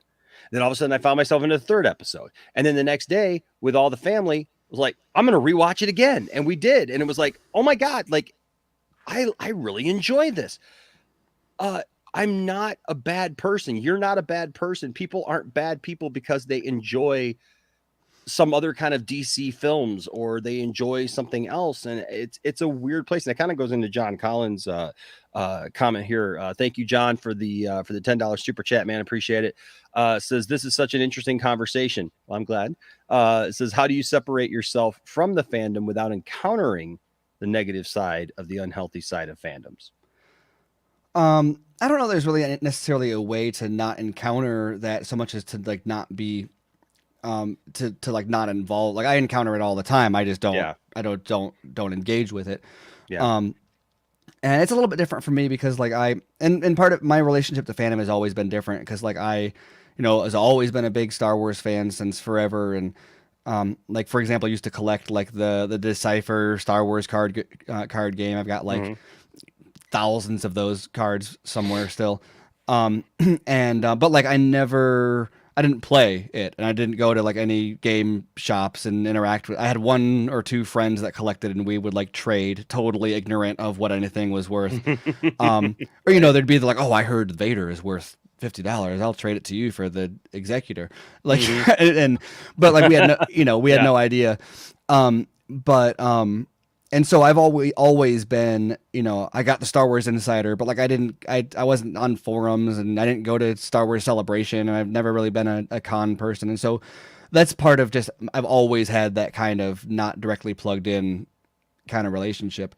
But like when it comes to like Twitter and other social media, I mean, I celebrate like the things that I like about these movies. I do BVS by the minute and we do, we also do Army of the Dead and Justice League, and we're going to do a bunch more Snyder stuff over with our podcasts. And when people like that and they say, hey, this is awesome, and I'll engage with that. And when they don't like it, I'll either explain or defend it. But if they come at it like toxic, then, well, I don't like you're a digital avatar saying mean things to me. Like I don't, it's a totally voluntary engagement on my part. And they're nobody, like, they're not my boss. They're not my brother. They're not my mom. They're like, what are they going to like, unless I've done something that like, if I have done something wrong, then maybe I need to like defend myself and clarify so that I'm not like canceled or whatever. But like, if I've done nothing wrong and someone is just coming at me, I just don't react to it. And it's shocking. I tell people to, on Twitter, if you go into your privacy settings and turn on quality filter, and if you really want to do it, turn on your like don't get notifications from people who tweet you and don't follow you.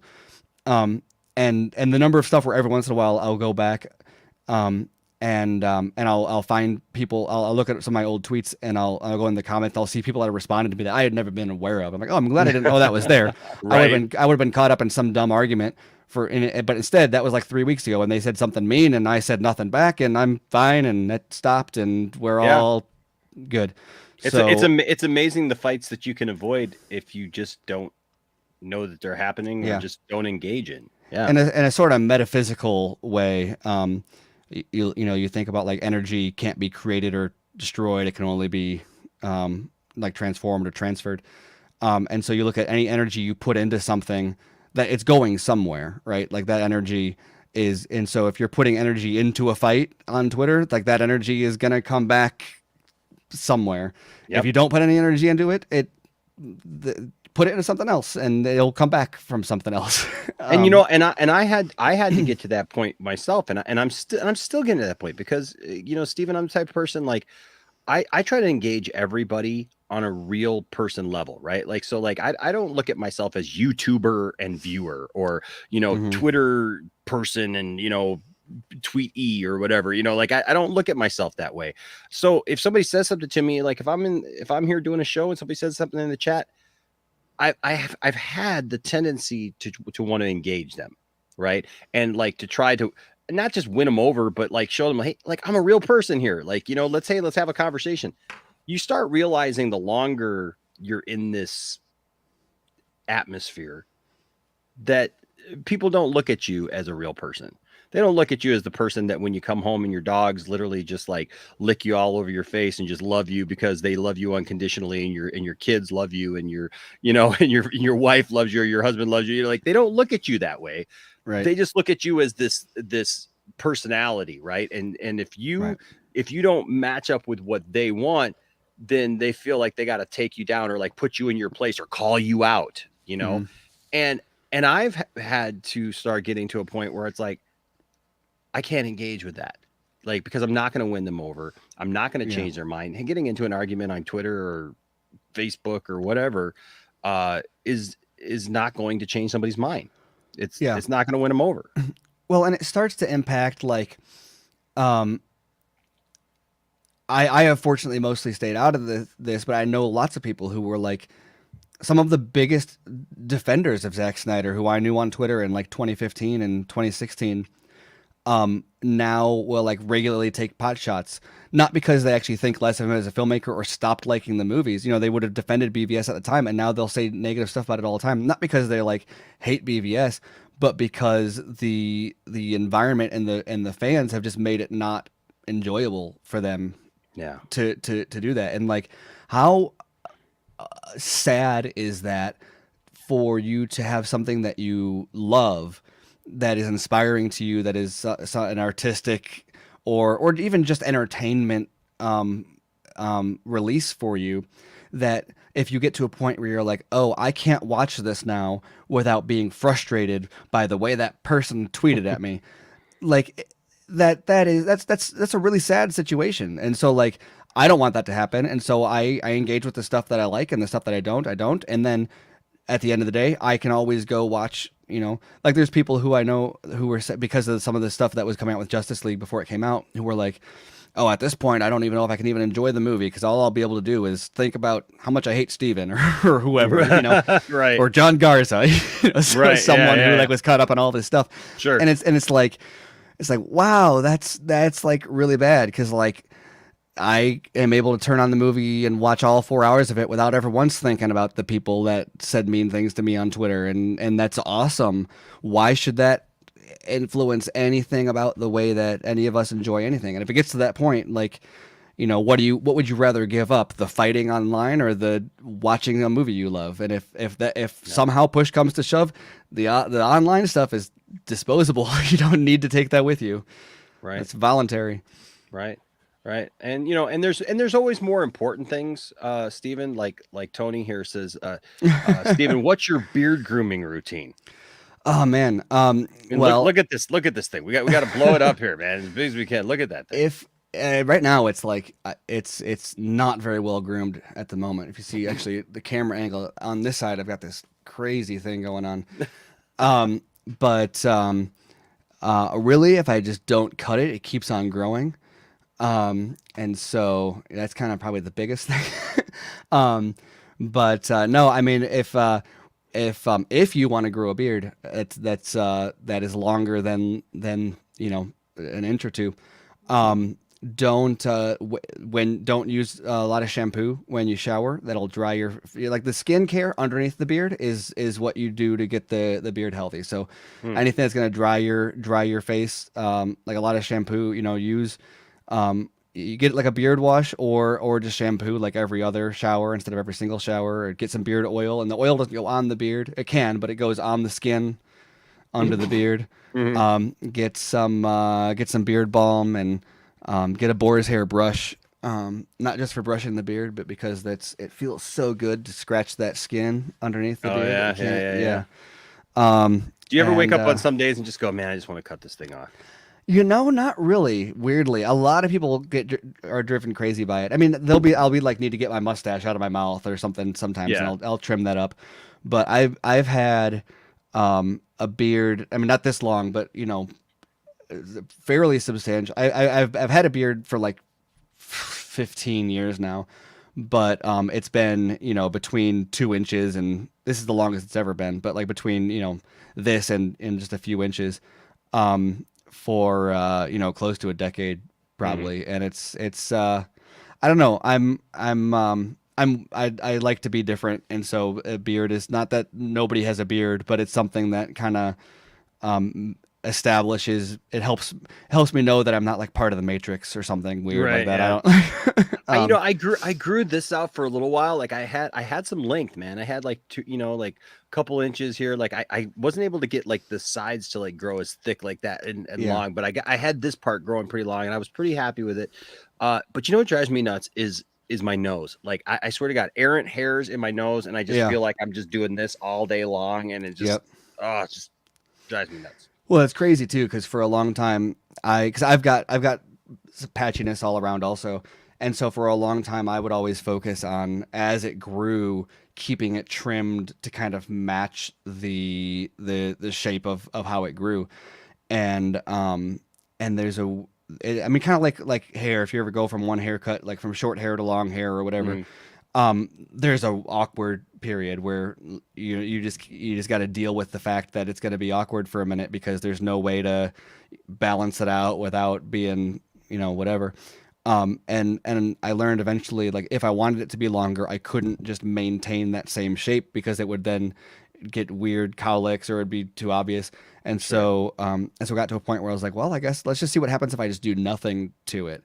And all the stuff that was like really bothering me about it all the time kind of cleared up, and it's still got issues, but the longer it gets, the kind of more the like little patches or whatever are like not a problem. And so eventually I'll take it back in, but right now I'm kind of in a like, let's see what it goes. I'll go way out and then I'll bring it back up to what I want it to be instead of trying to maintain that shape as it grows.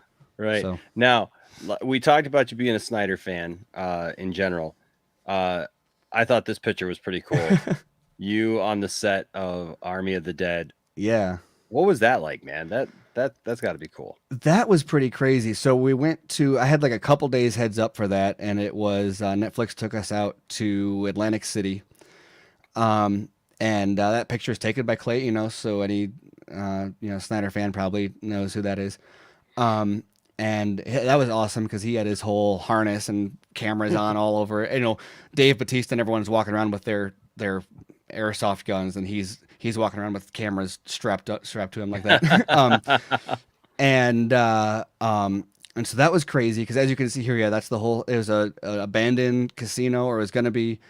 Actually, no, they were in an abandoned casino, and they ended up going into it was an occupied hotel, but the casino section was unused. But they got all the machines and everything shipped in, and obviously they had skeletons and stuff on the table there. And it was crazy to just be there for a day and talk to Zach and the cast and kind of get to see Zach at work, which was they gave us headphones that are connected to like the intercom mic. And so we got to listen to them like setting up the scenes and stuff, and everything that people say about Zach, like on set is true. I mean, the man is just the you could see the boundless energy, and kind of the whole set was bustling, like being driven by his, there's like a spark in his eye that like you don't even see in like interview, you see that like in interviews and stuff, but the kind of level of like creative energy that like everyone was feeding off of him was like very, very evident. Everyone was serious about their job, and everyone knew what Zach's, whenever we interviewed someone from like costuming or props or whatever, I would always be like, so everyone keeps on talking about Zach's vision, but like you're choosing costumes, you're choosing props. Like, how do you know like what Zach's vision is? And they're like, well, no, that's kind of the thing, is it's infectious. Like he'll tell you about what it is, and then you kind of get you're like living in this world with him, and so you just kind of know what this person should be wearing and that person should be wearing, and he'll have feedback sometimes, but like we're all kind of living in this environment, and so there's like a shared understanding of what this is going to be. And it was just like really, really cool to see like it kind of came to life in the way everyone kind of says about the way he operates on set. Yeah, that's really cool. Now, have you been able to go on other sets, or? I've been on a few. I was on the set of New Mutants. That was shot in the same place where Shutter Island was. It's an abandoned mental facility in near Boston. That was pretty crazy because I was on that one in like 2017, and then the movie didn't come out until 2020, fall 2020 or something like that. But it was forever before that came out. That was a pretty cool set because it was, even though it was an X-Men movie, it was a much smaller production, and so you didn't have all the like red tape, and we got to film them. We got to watch them filming Ileana dropping out of the portal with her. She had like a light up stick, and interview Josh Boone and all them, and that was cool. And then I got to go to Aardman Studios, where I saw them doing what was the Early Man? That's the claymation. It's the people that do Wallace and Gromit. Yeah. Chicken Run. And so I got to see them doing. It's crazy. They've got like 30 different sets set up, and they're doing independent scenes all at the same time, because otherwise it would take, to shoot something one scene at a time in stop motion would take forever. So they basically, the director would act out like the physicality of every single person in every scene, and they would just use that as continuity. And so they'd give everyone the footage, and they would just match it to the human motion. And then when they put it all together, it would all match because it was all based on the same reel. Mm-hmm. But yeah, that was cool because it was also like got to see different sides of like the filmmaking process, from animation and live action and sort of more independent and studio driven. And so, yeah. Sure. Now you do this BVS by the minute. Yes. Show. And so tell everybody who may not know about that, like what that is, what gave you the idea to do that, and like what are the particulars that falls in? I mean, a lot of it, if it's not obvious, I really kind of dig into everything too far, probably. And so just from having kind of, conversations like this, but another editor at Screen Rant, Andrew Dice, anyone knows him knows he's a big Snyder fan, big DC fan. And so we would just have a lot of conversations behind the scenes whenever, anything happened, BVS or Snyder related or whatever, and be like, well, can't they see the subtext of this and that? And we were just having these really long conversations to the point where it was kind of a running joke of like, man, we should just do a podcast breaking this down 1 minute at a time. And then eventually we said it so many times that we're like, you know what, let's just do it. Yeah. And we didn't, at first, I don't want to say it was ever like a joke, but we started it thinking like, we'll see how long this lasts. Surely we'll run out of things to say, and by like minute 30, we'll just be like repeating the exact same thing over and over again. But through the process, and we're doing the Ultimate Edition. Everyone always asks us that. I'm like, why would we do the theatrical? Like, why would we do this project at all? Like, why would we spend hundreds of minutes talking about this and do the not good version? Right. And so, like you're going to do Fantastic Four. Let's see. Let's go back and do that 1994 version. I mean, I guess for comedic value, you could. I mean, you got stuff like riff tracks and stuff like that. But I mean, come on, But yeah, what was crazy about that was, so we thought like, well, we'll see how long this goes and what happens. And not only did we find out that like there was a level of analysis that we hadn't even really noticed ourselves that we started picking up on in the movie, and just like different kind of patterns in the editing and motifs that would like, we'd make a big deal about all the rising and falling that was going on in the. I'm sorry, I accidentally. Welcome. John Campia is watermarking our show. I honestly did not mean to do that. I was literally scrolling up to remove. To remove this because that was in the way, and I accidentally hit that. I apologize. I totally unprofessional. I apologize. Totally. John Campia. But yeah, and so we started noticing a lot of stuff that we had never noticed before, even though we'd both seen it, numerous times. In addition to the fact that because we were doing exactly 1 minute at a time, like it's 60-second chunks. In the first 5 minutes, we started commenting on, isn't that kind of crazy how often there's like a scene change or an explosion or a gunshot or a something would happen at the 5 minute, or not exactly like the 60-second mark, really, or close to it. Yeah. And then I was like, oh man, in the first 20 minutes, there's not a lot of dialogue and there's a lot of slow-mo symbolism and all that. And so once we started getting into dialogue scenes, I was like, here we go. Now we're going to get into this part where like we're cutting off sentences in half, and we're we're throwing conversations around where we're like splitting topics between minutes, and I guess it'll be fine. But and no, it turned out the minute breaks were all right at a sentence would be punctuated, and then the minute would end. They'd take a breath, and the minute would end. There'd be a scene change, and the minute would change right when we switched from like Lois and Clark to Lex or whatever, like right at the minute mark. And we were like, that's too frequent to be a mistake. Like, this is kind of freaky just how perfectly. And then it wasn't even just the 1 minute marks. Like, one of my favorite parts of the movie is you get this, there's a pacing that you don't even really notice as much when you're watching it. But when you watch it 1 minute at a time, when you get up to that kind of halfway point of the movie, you get this section where you have like 1 minute of Lois, 1 minute of Clark, 1 minute of Bruce, and then and it's like right before the Capitol explosion, and you're getting these like 1 minute or 2 minute or whatever vignettes of each of the characters, and the music is kind of swelling throughout this, and then you get to the I think Lois gets in a cab and she's watching a new coverage of that's the lowest minute, and it shows the coverage of like Finch when she's at the Capitol saying like she's standing in front of a statue and saying we've invited Superman to the hill to find out what happened in the desert, and then that's like kind of the climax of that moment, and it is a 1 minute scene where Finch basically explains the plot of the movie, each section, what happens in the desert, and it shows Lois, and it's like, and why is what does he want, and it shows Clark watching the TV, struggling with who he is, and then it's like, what are we gonna do about it? And it shows Bruce brooding at the monitor, and then it's like, and what are their motivations? And it cuts to Lex looking at the kryptonite, and then it just kind of fades out, and like at the 60-second mark, and then it cuts to Martha doing the like. I think Martha right after that is the be whatever they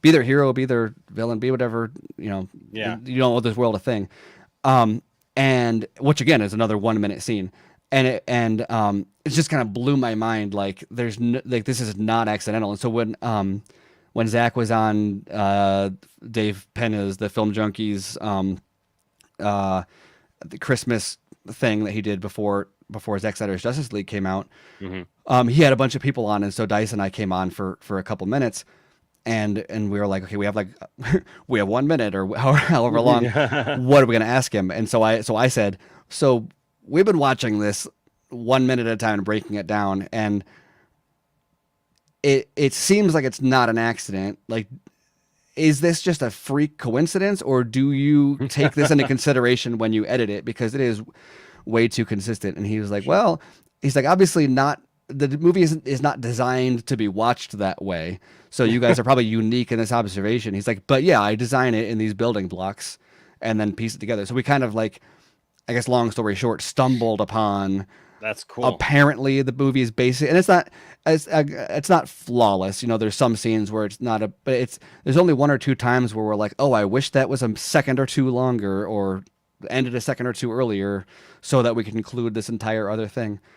But the frequency with which, like, right now we're at the part where we just did Bruce, the Waynes, built their fortune on hunting. We were on furs, trading with the French. We were hunters. And once again, that you have a minute of Lois in Wallace Keefe's apartment, and then you have a minute of Superman on the mountaintop with talking to Jonathan Kent, and then you have a minute of Lex on the top of his building by himself with this earth ball that he had kind of used last time he talked about his dad looking out at the sunset. And then you have Bruce talking about his family's legacy, 1 minute chunk each of them. I'm like, wow, I loved this movie before, but holy crap. Like that's, jeez. Yeah.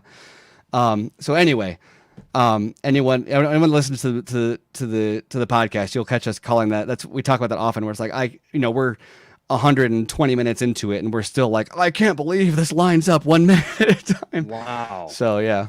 Now where can they find that podcast? So we're on all podcast platforms, BVS by the minute. Like I said, we do Army of the Dead and a little bit of Justice League also when we get a chance, but BVS is like the flagship. You can find all of them at snyderminute.com. But if you just put like BVS by the minute in your like podcatcher, you'll find that. Hi, Enosh. Hey, Amanda, how you doing? Hi, Tiff.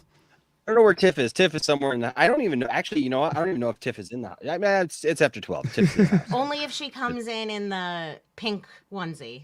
Right? Yeah. You never know when she's going to show up. I mean, so she knew I was doing this. So I assume that she's in the house. She was helping a friend out tonight. So last thing she told me, she's like, "Have fun with Steven." I'm like, I will. We'll have fun. Yes, have fun.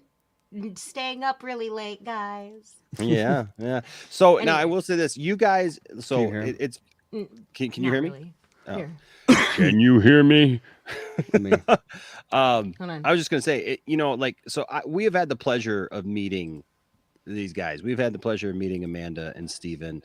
And the first time we met was at BVS Comes Home, and watched BVS on the big screen, and then hung out for a long time. And I actually have video of all that. I still haven't even released all that video. All that video that I took. Where you went up to someone and they were like, "Are you on?" And you're like, "We're YouTubers," and they were like, "Okay." And I'm like singing like David Lee Roth songs and stuff. Yes! Like, yeah. We ordered a pizza the size of like a Pineapple room. pizza. We did. It had pineapple. I still have to release that. I've got that video, and I've got to show that video. That video is hilarious. It's good stuff. Oh my gosh, it was really good stuff. I got it somewhere, but yeah. But you guys are just really great guys. It's been great getting to know you guys, and Same. I really appreciate you guys. I appreciate Steven's commentary on so many things, because there are just so many crazy voices out there that it's nice every once in a while to be able to find a few people that just get it, with you and like Dave and some others like that. It's really nice to talk to somebody that you feel is sane, that likes the same thing that you like, but like is not like, there's just a lot of obsessed people, It's unbalanced. And I say that as someone who tends to be more unbalanced than balanced. But that's why I married him, because I know what's good for me. One of my really good friends, someone who's known me since I was 16, which is wild, said recently, he called me eccentric, which I take as a compliment. And he said, "You are yet another one of the most eccentric women that I know, who is married to a man who is so stable and so sane and so normal that he's almost boring."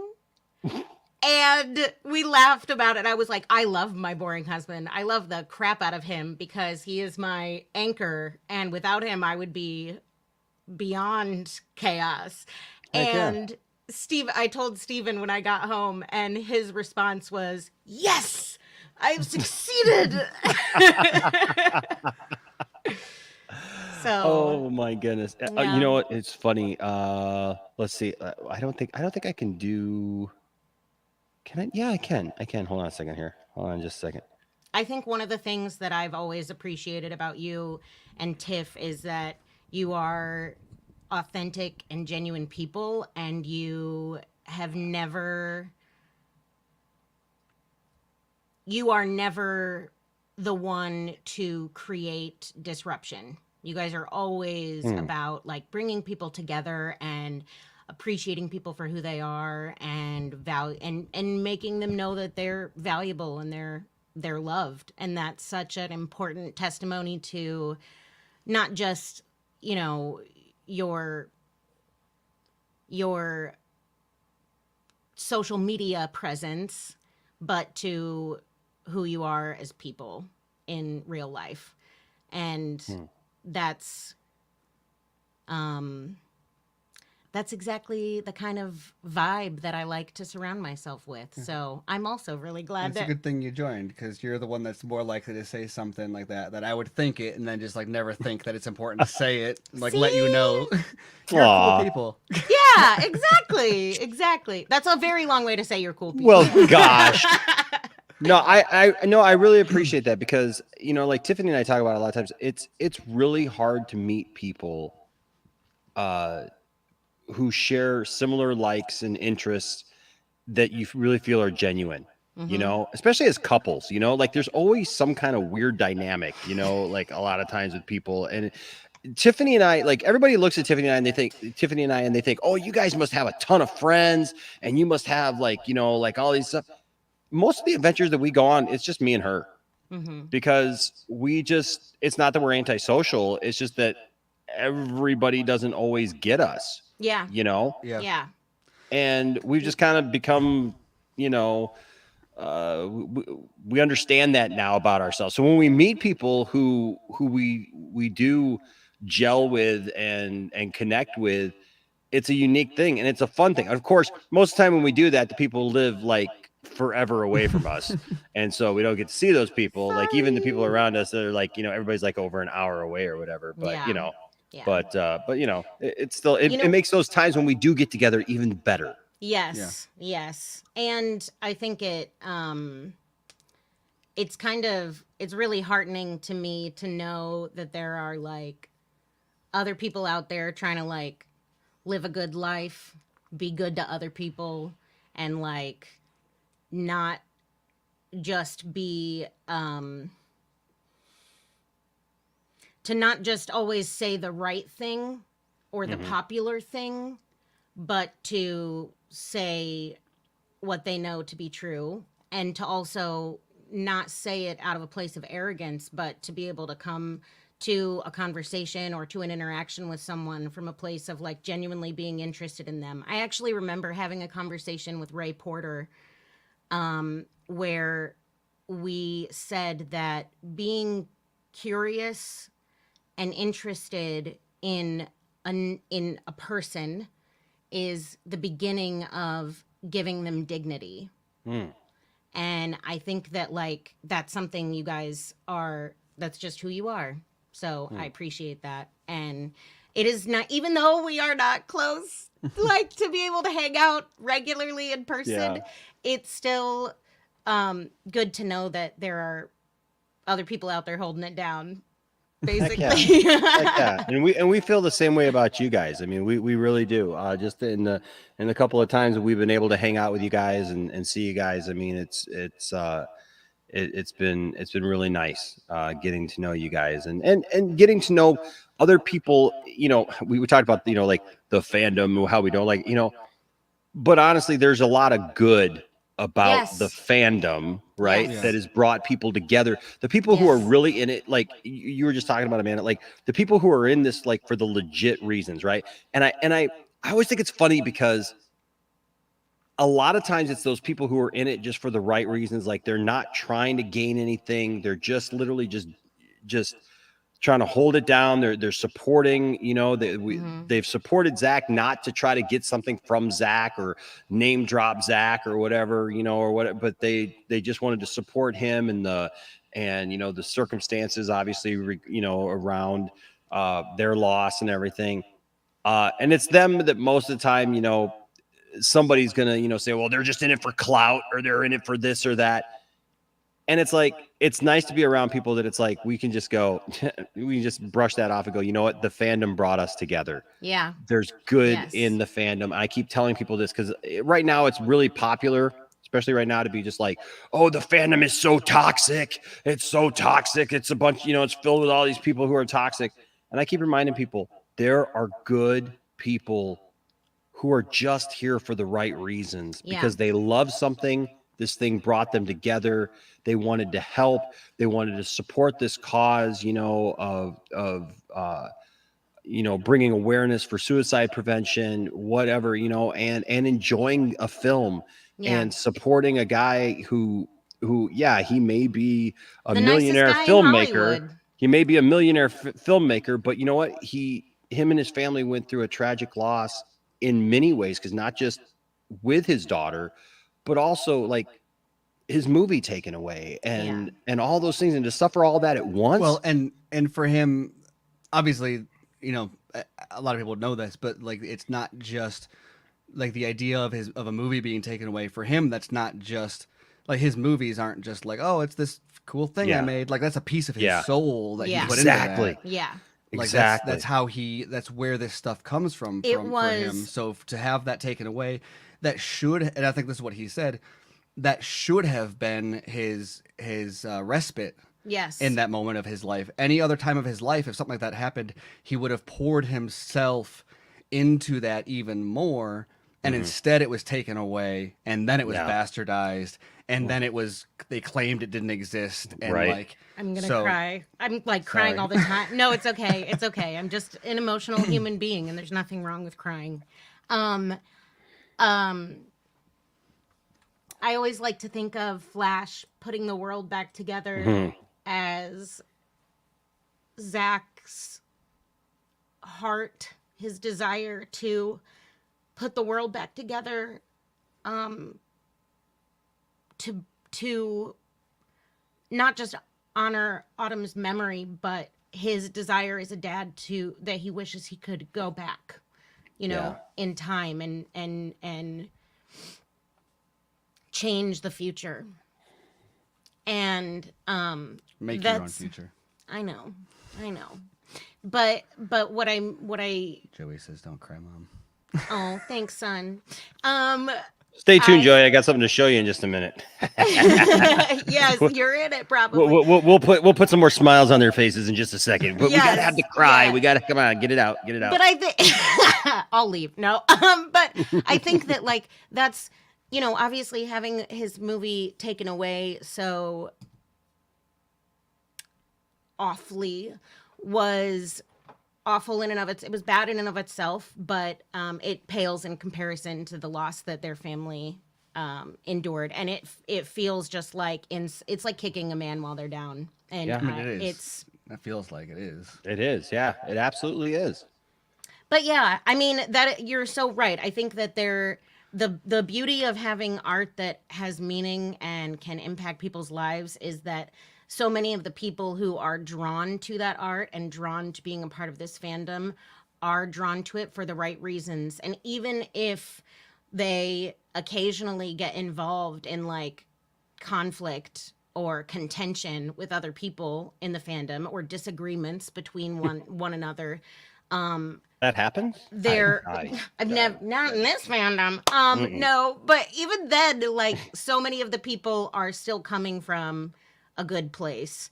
Something that resonates with them personally when it resonates with someone. Because I think something I didn't say about fandom earlier, and part of what's always been a little bit weird about it to me, especially when you get this like there's fandom with an agenda, not an agenda like in a bad way, but like there's this movement that has a shared goal or objective, is that you get this also idea where it's like, can't we just have unity and can't we be together? And which is great, but also unity does not mean uniformity. Well, and not only that, but when you're talking about like the idea of a fandom in so many contexts, like what is it that's really bringing people together? Like, are two people obligated to like be friends just because they both like Batman?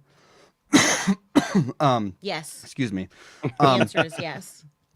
And like if there's just a weird, there's plenty of like murderers that like Batman too. I don't have to have unity with them. And so we're friends not because we like the same movie, right? Like we get along because we have other values. We happen to like the same movie, and that was kind of what connected us. Yeah. But the reason that we maintain a friendship and a connection isn't because he also likes Batman versus Superman, therefore we can't fight, and that's what keeps Enosh and the Colberts in good graces. No, it's because it's Martha. Right? Yeah, your mom is named Martha, and my mom's named Martha, and it's your mom's named Martha. My mom's named Martha too. What? No, yeah. All of our mothers are named Martha. Yes. Yeah. If they weren't, they are now. Where's Brett Culp? Not me sobbing in a car ride on the way to my family Thanksgiving. Yeah. No, but and so like that might be the thing that initially like, had us make connections. Yeah. But like the fandom isn't what keeps us in a relationship. It is the other core values and values that we share. That I'm a whore for charity, Yes, well, and that's what I try to tell people. Like like when you remember Us United, right? And it's like you know, that turned into, and I don't want to get into all that, but you know, like there was so much of that though that turned into some negative stuff, you know, but I think people misrepresented what they thought it was going to be, but it misrepresented what like it actually was. It wasn't about we all agree on everything. Us unite. I mean, do you think that every member? I mean, if we're going to go into that world, right? Look at the Justice League. Do you think that they all share the exact same values? Or that they all What think a the exact great same way? parallel. Right? I mean, like they Oh. all have different versions of what they think justice is and how it should be served between Batman and Superman Yes. and the Flash and Aquaman. They all have different perceptions. Aquaman is a freaking king, man. You know, like he has this Wonder Woman monarchy that is- he Well, oversees. and the Amazons The and most- the Yeah. Atlanteans have a history, but then you have Right. beautiful moments like them standing against the van, and she's like, "We have a saying that no one is taken for the darkness without someone giving a return." He's like, "Huh, we say that too." Yeah, Like, it's amazing, right? Like, you oh, know, and I always thought it was very ironic that like here we are supposedly coming together for that, and we don't get that basic concept sometimes. Yeah. You know, even though we should be learning this lesson from the thing that we say that we love, and It is an act of humbling oneself to become a part of something bigger than yourself. Like the Justice League is not a collection of You're a legend. individuals. The Justice League is not a collection of individuals who are each standing on their own but happen to be in the same room. It is they are a part of something that is bigger than themselves. Yes. And that is a difficult thing to do, to put your ego second to a larger shared purpose. yes, And I just think that's hard for any human to do. It's hard for me to do. It's really hard for him, like especially difficult. But I think that, yeah, even just liking a movie is not why we're friends. Just liking No. a movie is not why our son is in chat, coming up with puns right now. It's just happens to be the reason why we found each other and then Yes. discovered why, you know, our friendships were important to us. So yeah, and that's that's a really beautiful thing. I think so too, and you know, That is truly an honor to the memory of Autumn. That is Yes. Yes. Man, what a great observation that is. Yeah.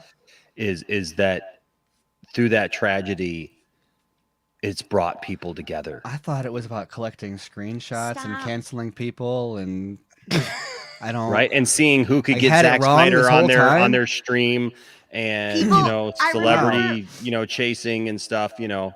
Way back in the Although I day. will still say that like I ended up getting one, but you know, like one of my I don't care what anybody says. Yeah, I'll say this all day because you brought up Ray Porter, and he's going to be on the channel again next week. Ray is the most amazing human being. I don't care if he's famous or you know, almost famous. Nothing. Crickets. Okay. Joey, where you at in the chat? Okay. No, you know, like that dude. So I missed the pre-order on the armored dark side figure, right? Because that morning it was my day off and my alarm didn't go off early in the morning. I'd set an alarm to get up that morning and pre-order it. Damn. And Tiffany got to work and she was even thinking, I'm gonna order it. And she goes, nah, Enosh is always on top of that stuff. Enosh will order it. Totally missed it. So I was like, oh, that sucks. And you know what? A couple of things. So the fandom ended up coming together and we got one for each member of my family. Like, which was like fantastic. Like people were just like, hey, I found one. And it was like, it was awesome. People came to my rescue. But Ray messaged me that morning and said, hey, did you get one? And I said, no, not yet, man. I said, I really hope to. He's like, I'm on it. And I was like, what does that mean? He's such a good man. And that dude, And then a boom tube opened up, right? and it, Right? Like, but dude, seriously, Ray Porter himself drove around Hollywood that day to all these different Targets, called Targets that were outside of his area because it was a Target exclusive, like went This is outside dark of his side. area and stuff Mommy, Do to you find trying to find a dark side for me. And then by the end of the day, he was like, "Man, I'm so sorry. They're all sold out. Like I could not even." Oh, He's darn, dark they're all side. He was dark side, and he could. And I was like, "This is I'm so sure he meta hated right every now." store being like, we don't have any. He's I like, know. rats. I mean, Well, I he's cool, I but wanted rats. this, into I one. wanted this to be the fly on the wall. I want to be the cashier where he walks up and he's like, "I would like one, please." Yes. Well, he said, if I remember right, he said he walked into one place and like there was a guy like who had just gotten the last one, was like holding it or something like that. And if I remember right, and like I don't think the person realized who he was, you know. But it's just so funny to me. Like, and I looked at Tiffany that day and I'm like, what world do I live in? Right? That literally Darkseid is trying to find me a Darkseid action figure. Like that is so cool. But you know what? It's not anything else than I tried to get Ray Porter on my channel for like the longest time, and there was no answers, no nothing. Like my friends were getting him on, all these other people were getting Ray Porter on, blah blah blah. And then it was amazing because once it took me dressing up like Harley Quinn, right? Yes. And showing up on that episode, right? It took me doing that, right? I had to, I had It's to get a little hilarious silly. we're having this conversation and this is what I'm wearing. Right. And so it took me doing that, but once I did that, like Ray was like, I don't know, he probably either figured I was crazy enough that I deserved, at least, him to come on for a minute. But he came on the channel and it was like, we hit it off. And then once the show was done, man, Ray and I just talked for like, the show was like a couple of hours. And then when it was done, we talked for another couple of hours, just talking about our lives and talking about stuff. And I mean, when I was done, he messaged me a song, and what was the song about? It was something about vampire. It was something about like if what was it? Oh, if we were vampires or something like that. It's like this love song because he was watching me and Tiffany together, and he was talking to me about how much like it really meant a lot to him to see the love between Tiffany and I. Mm-hmm. And I was like, okay. And then he's like, I'm going to send you this song. And he's like, it's called like If We Were Vampires. And I was like, oh, okay. Like, all right, sure. Send me this song If We Were Vampires. And I kid you not, I leave here and TMI, I don't care. I'm in the restroom, right? After the show. Cause I've been holding it for 2.5 hours. Honestly, shocked 4 you haven't hours done a at this show point. on the toilet. Yeah. Like 4 hours of like trying to wait, to take a pee. like And, it was a nightmare in there. You don't even know.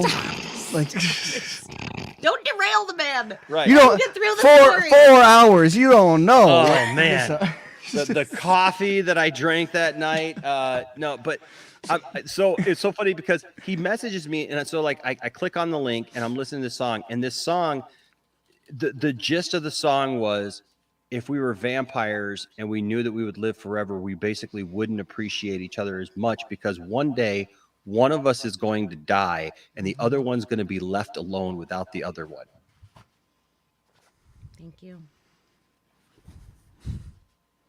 Oh, I'm supposed to cry. Oh. Oh, I expected.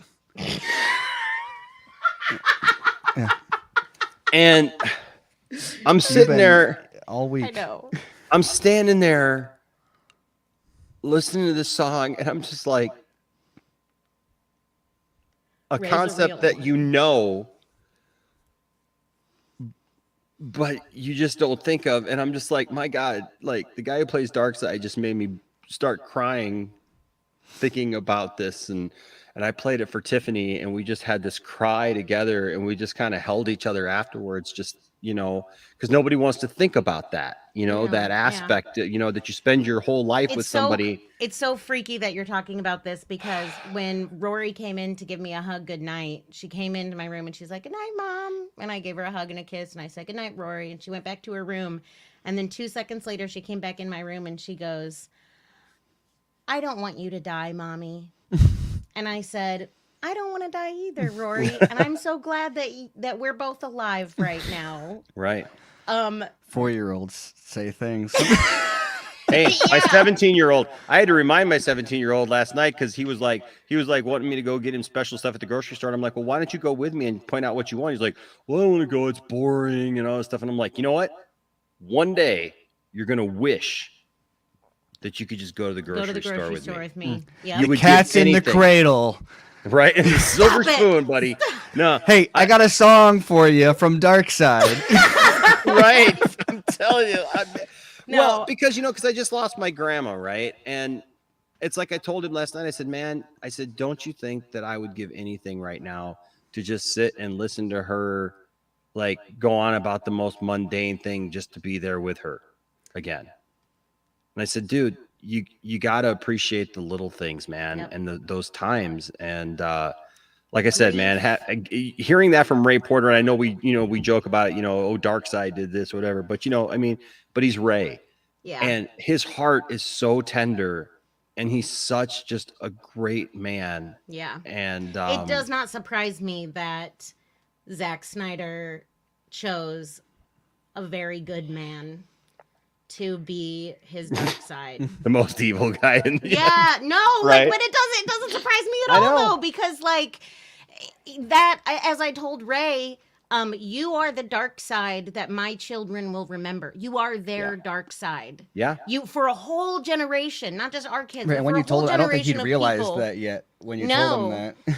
He kind of like had a little gut check moment, but it's true, and I think that Zach understood that was going to be the case for whoever was in that role, and I think that he wanted to give that honor to someone who was deserving, and Ray is very deserving. So Well, and that's what I keep trying to tell people. Like I have found myself in the middle of discussions with people over Zack Snyder's castings, right? And especially recently, and it's like I keep trying to tell people, Zach knows who he wants in these roles. yeah, He doesn't go through just from what I've seen and what I've gathered and talking to people and stuff and everything. He doesn't go through these long lists of stuff. He knows who he wants, and he goes for that person. He gets that person, and it doesn't matter if I see them. It doesn't matter if I know what Wayne T. Carr has been in. right. It doesn't matter. It doesn't matter if I've ever seen the man act, because the only person who had to see him and know that he wanted him was Zach. Yep. And and that goes true, and I just said the other day, it's like, I trust the guy who gave me Henry Cavill as Superman, right? And changed my perception of what Superman could be. I trust the man who gave me Ben Affleck as Batman, when at first I was like, well, Ben Affleck? I don't know how I feel about that. And then I was like, holy crap, now he's my favorite Batman. And I think it's a travesty if he never gets his own freaking movie. I trust the man who took somebody like Gal Gadot that I didn't even know, because I had never even watched the Fast and the Furious movies, like she didn't have a long pedigree of films and acolytes, or accolades and whatever. She didn't have all that stuff. Yet Zach saw something in her, even in the midst of all the fanboys going on about she's not big enough and her boobs aren't big enough and all this stuff. But Zach saw what he needed to see in her, and man, and now I can't see anybody else like in that role. I know. Jason Momoa, my God, he got Jason Momoa that changed the face Literally of what Aquaman to play Aquaman. Well, look at the stars of everyone, like the rising stars of the cast that he chose before Justice League and after Justice League. Yeah. And like, don't even like that gets all the attention, but like go back to go look at the cast of 300. No. I can wait. Look at like Michael Fassbender and Gerard Butler, and they weren't like names at that time. Nope. Not only the cast, but I mean the what's their name now? The John Wick guys, like a lot of like the stunt people that came out of, like the stunt performers and the stunt coordinators and directors that were all in that, all went off to make huge movies and Massive careers. and It was stunt like people turned actors. Like it's a launching pad 300 for so many is people. Yeah, 300 is like a nexus of, you have these touchstones throughout history of like movies that changed things, where like if you look at IMDb, Didn't it's the like director's table talk about that? they talked about the 300 getting accepted, but like as this like next, like you have Matrix, and like after Matrix there's like this pivot in like what movies are, and like 300 did that too. also. I always go, one of the things where like I believe in Zach's casting and I believe in like his reasoning for casting the people that he does. I trust it even if I don't know them, is because of the way that when he made Sucker Punch, which is my favorite Zack Snyder movie still, when he made Sucker Punch, a lot of the women who were starring in Sucker Punch had given up on acting professionally because of the ways of Hollywood. Yeah. And he asked them to come back, and for some of them it gave them a like fresh start, and for others I don't know that they've acted in anything other than his stuff since they came back, but they came back for Zach because he believed in them and he knew that they deserve to be seen and be understood and be appreciated and not be put into situations that were degrading to them. Yeah. And not that this is your point, this is more to what I was saying earlier, but Oscar Isaac was in Sucker Punch before Oscar Isaac was a thing also. Like, Yep. So, and John Hamm. And John Hamm! Yes! Great stuff. Anyway, I feel like you've had this video queued up for the last half an hour. Yeah. No, it's good. It's good. This is great. You got the Colberts talking. Because this has been my point, and I'm glad actually that we had this part of this conversation, because this has been my point, because I have been going on about because I'm always amazed because the for some people the Wayne T. Carr casting for some reason is always in question, right?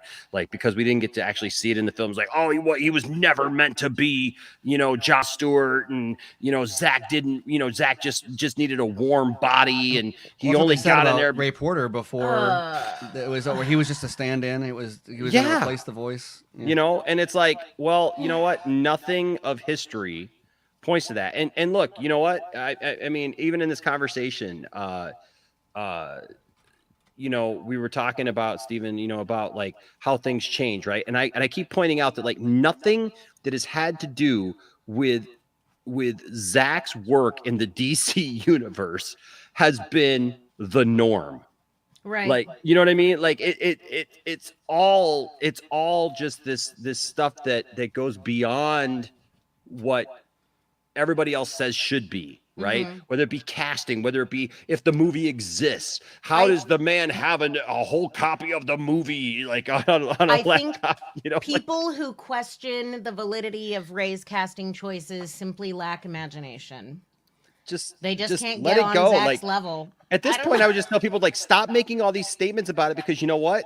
At some point, something's going to happen, and I just wouldn't. As someone who, during the filming of Justice League, put out a lot of information that after the movie came out was like, whoa, I need to be more careful before I think I know what I'm talking about. Like, this entire process, if it taught anybody anything, it should be like, hedge your bets. Yeah. And so it's funny that like you have all these people who are like, it doesn't exist. It's like, okay, well maybe it exists, but it's not coming out. And then and then it's like, well, it might come out, but it's not getting reshoots. And then it does all these things. And then they're like, okay, fine, but they're not restoring the Snyderverse. And I'm like, look, I get it. How many times? The odds, it's long odds. And Zach's doing other stuff at Netflix. Like, I get it. Like, I recognize this is even if the Snyder Cut was a 1 in 100 chance, this is a 1 in 1,000 chance. Or if the Snyder Cut was 1 in 1,000 chance, this is a 1 in 1,000,000 chance. I get that.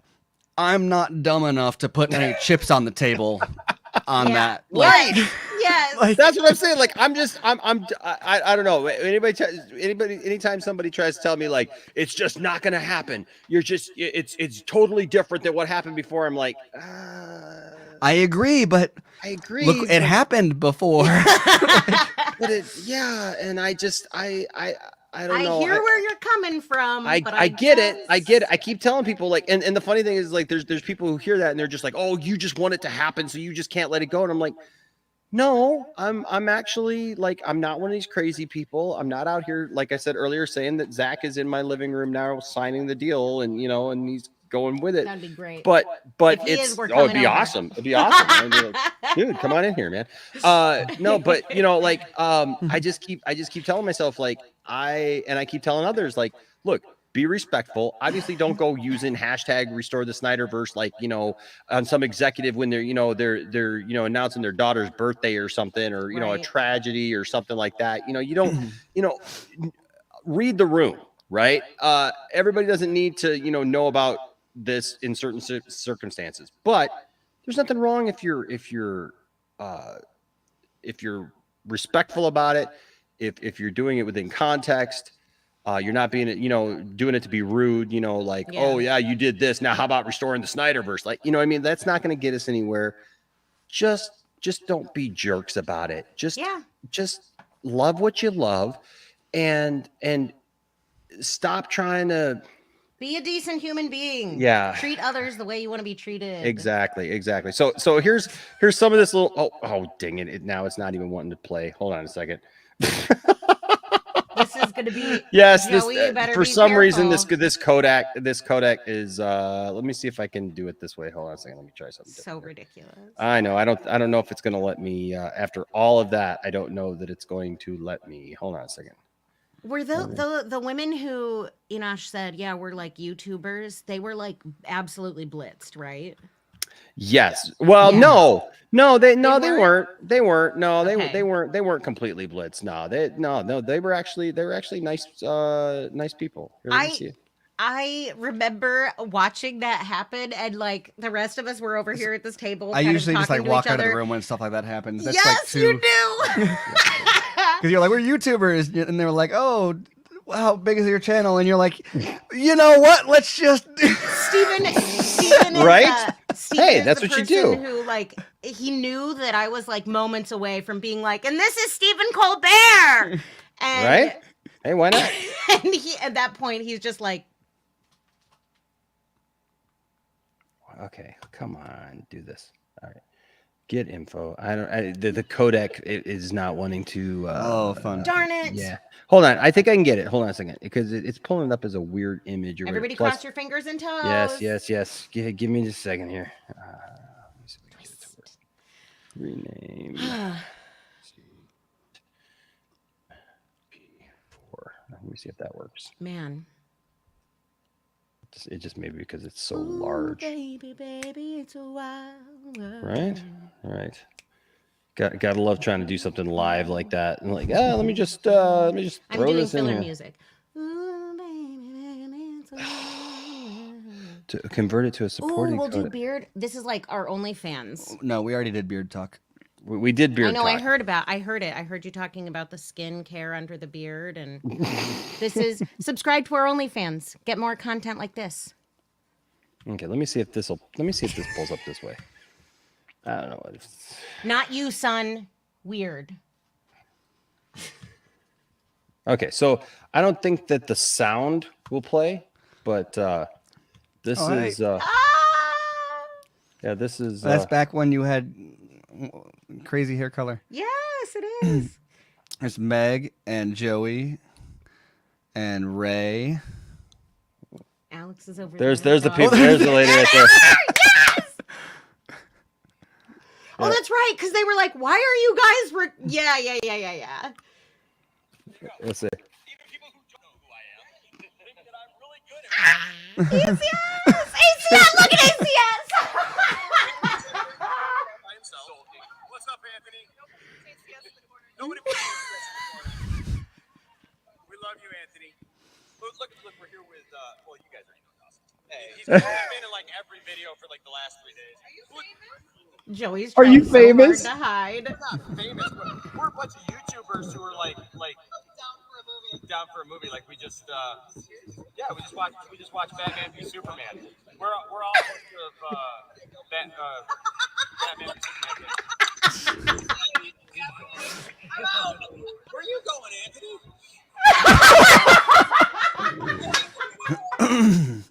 I don't know. Look, we got Wonder Mag. We got Joey. Look at the lady behind Joey. Look, yeah. You know Stephen Colbert. Look at this. Oh, What? they did. There's Steven hiding behind you. You are trying There he to is in the back shrink corner. yourself. Well, we do have two of the foreigners. Yeah. I always forget that. A 4 is half. I'm the fifth. I'm the fifth week. 2/4 nerds. I'm too busy. I'm too busy to be a part of it. Oh At least God. that's what I was told. So we're just here. We just watched Batman v Superman. Did everybody enjoy the show? It was all right. Besides that Martha thing. Right? I've been waiting 5 years for the sequel. Yeah, just a little bit. Just a tad. Are you guys excited about Zack Snyder? This was like a week before the Snyder Cut came out, I think. I know. It's so wild. Restore Yeah, because I Snyder told the Cut. guy at I'll tell you Portillo. what, After watching it on the big screen, the season edition, I feel sorry now. I feel bad. I used to honestly, I've been upset at haters, but now I just feel bad for them because it just means they're really missing out on something wonderful. I cried tonight. Like every time I think to myself, is this still my favorite movie? And I rewatch it, it's just like, yes, it's still my favorite. Landon said it replaced Man of Steel for him tonight. Oh wow. I remember that. Anthony's back. Anthony's back. He's no longer mad. Wait, you don't like that? You don't like that? You know he what? likes BBS more than Man of Steel? We should. Vin Diesel is here. What are you doing? What, Vin Diesel? But I'll tell you what, it's been a great weekend. I told him Vin Diesel is here. It's been an awesome weekend. Dawson and I went down to the Superman Museum. And, Oh yeah. I don't think Joey has said a word the entire time the camera was on. prepare the business of the brick for Zach. I positioned myself behind the plant intentionally. You hid behind that plant. You were ready to go under the He's table. like over here. Superman Museum. And so now we're here just with friends. We're in the same hat. I had forgotten my clothes for this trip. I packed clothes and then I forgot them, so I had to buy stuff at like a Target on clearance. That's what you do. That's what you do with the most famous person in the room. Is you sitting and looking for food, right, Steven? No, my phone's not blowing up. Mine. You didn't follow me yet. By the way, this is Joey. You might recognize him from such videos as Zack Snyder's announcement of the Snyder Cut. Yes. How was it, Joey, to actually be a part of that video? It was very surreal. I still don't remember a lot of the stuff that I said. Because like I had a question to ask Zach, and I kind of I just don't know what to blacked do with out my hands. when I was asking him. But it was great. I was along with everybody else that was there, I was part of history, so that was cool. Absolutely. I know I lost my freaking mind that day. Yeah. Like I couldn't believe there was all the rumors, that maybe Zach would announce it. And then there was all the pundits who were like, nope, it's not gonna happen. It's a pipe dream. We all know how that went, right, Meg?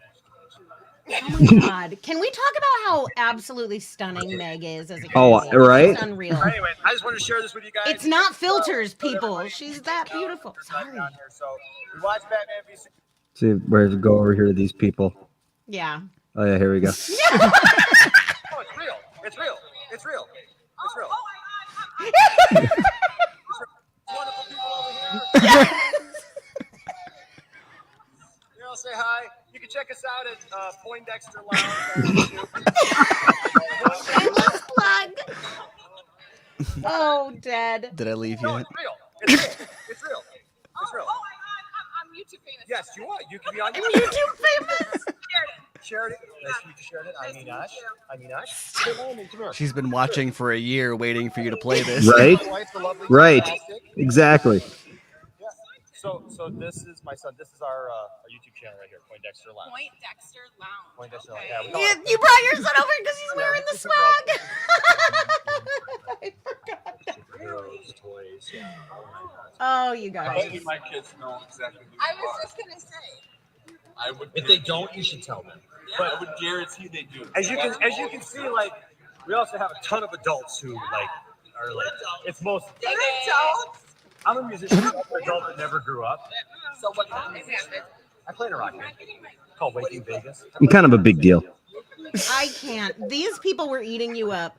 I love. Here's how you know your relationship's secure as hell, because you just walked up to these women and they are definitely like appreciating the attention, and Tiff's just over here chatting with us, not minding her business. It's really really funny. Oh man. So this is what it's like to be in public with Enosh. Yes. No. I'm like the good stuff. The good stuff. Like love on the rocks. Just pour me a drink and I'll taste some lives. Yesterday's gone. Oh, I want you to smile. To be rich. Rich. Tell us. Well, we just keep plugging away. Keep doing our thing. Yeah. Sound good though. Thank you. I appreciate it. What's your name? Jan? Don't tell anybody. We'll just tell our 11,000 subscribers. She's trying to get so close to you. Don't tell me, please. Okay. Oh crap. And what was your name? My name is Chris. Yes. Nice to meet you too. I always love it. She's like, just let me. I just get meet drunk so many at this random strangers. hotel bar. No one is a stranger to you. Nope. I have that same problem. I feel like I should be very careful about how I tread now. Meeting ladies at a bar who say this is what we do for a living.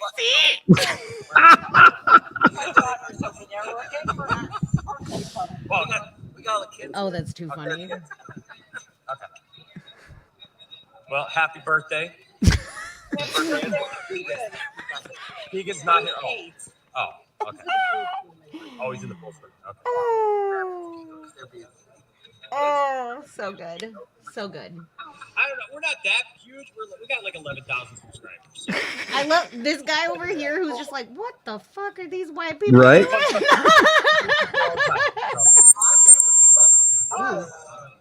doing? Jan. Now let me ask you a question. What's the deal with Marcia?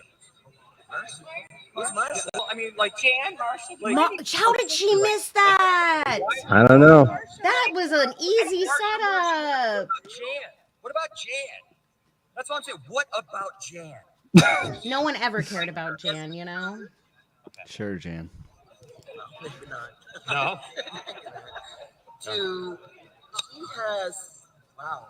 I'm not really good at this. The lady who asked me to sing like AC/DC and is like, you put me on the spot. Okay, well, we'll give you an easier one. Hear the voice, okay? Thank you. So let's. You like Van Halen? Can't. Are you gonna end this by inviting them to church? Please tell me you do. No, I don't think I went there. That would have been funny though.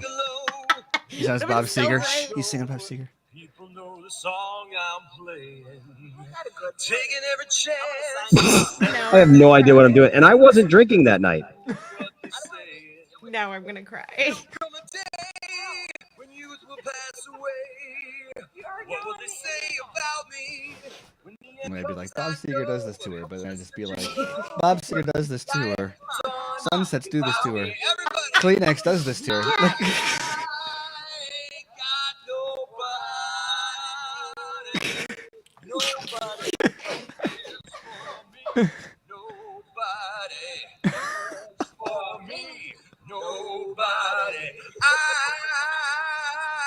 I have no idea what I'm doing now. You blacked out, but you weren't drinking. You just Right? went somewhere else. I think it was all the Batman v Superman. Like, I was overwhelmed. Bob Seger, man. Whew. Ray Porter's seen me do that too. So I will put you'll be in the video. You'll be in the video. This is so good. Did you ever post that to tag them? You really need to. No, Like yeah, a this is year and a half the later. first time this has gone up. Okay. All right. Well, we'll just show you from the neck up. All right. Yeah. Look up Poindexter Lounge. You go a little lower. There you go.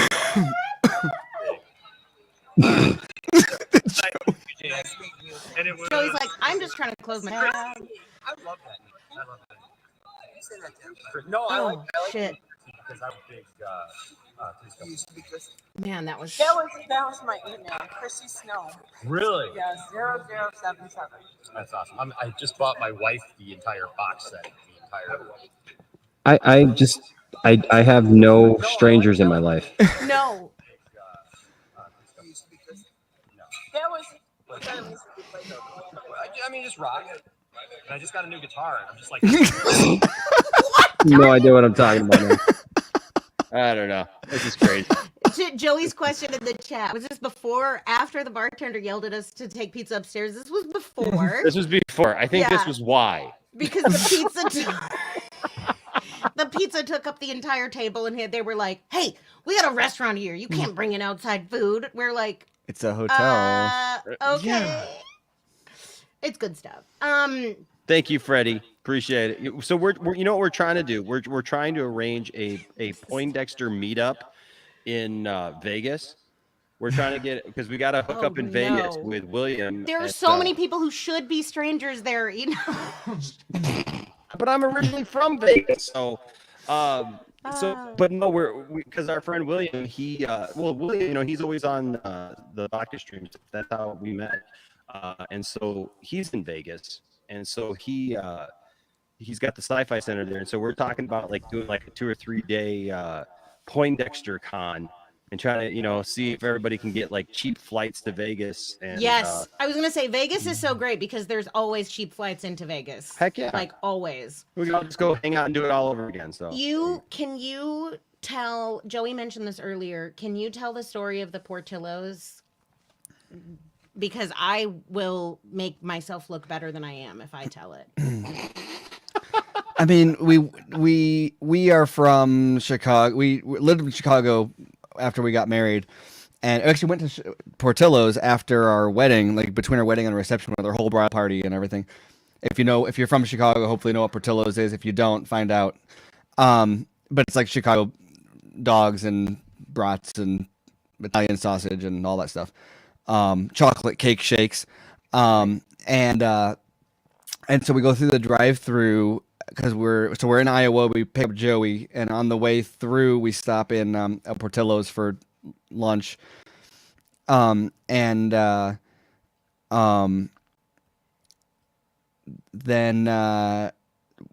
don't remember exactly even how it happened or what happened first.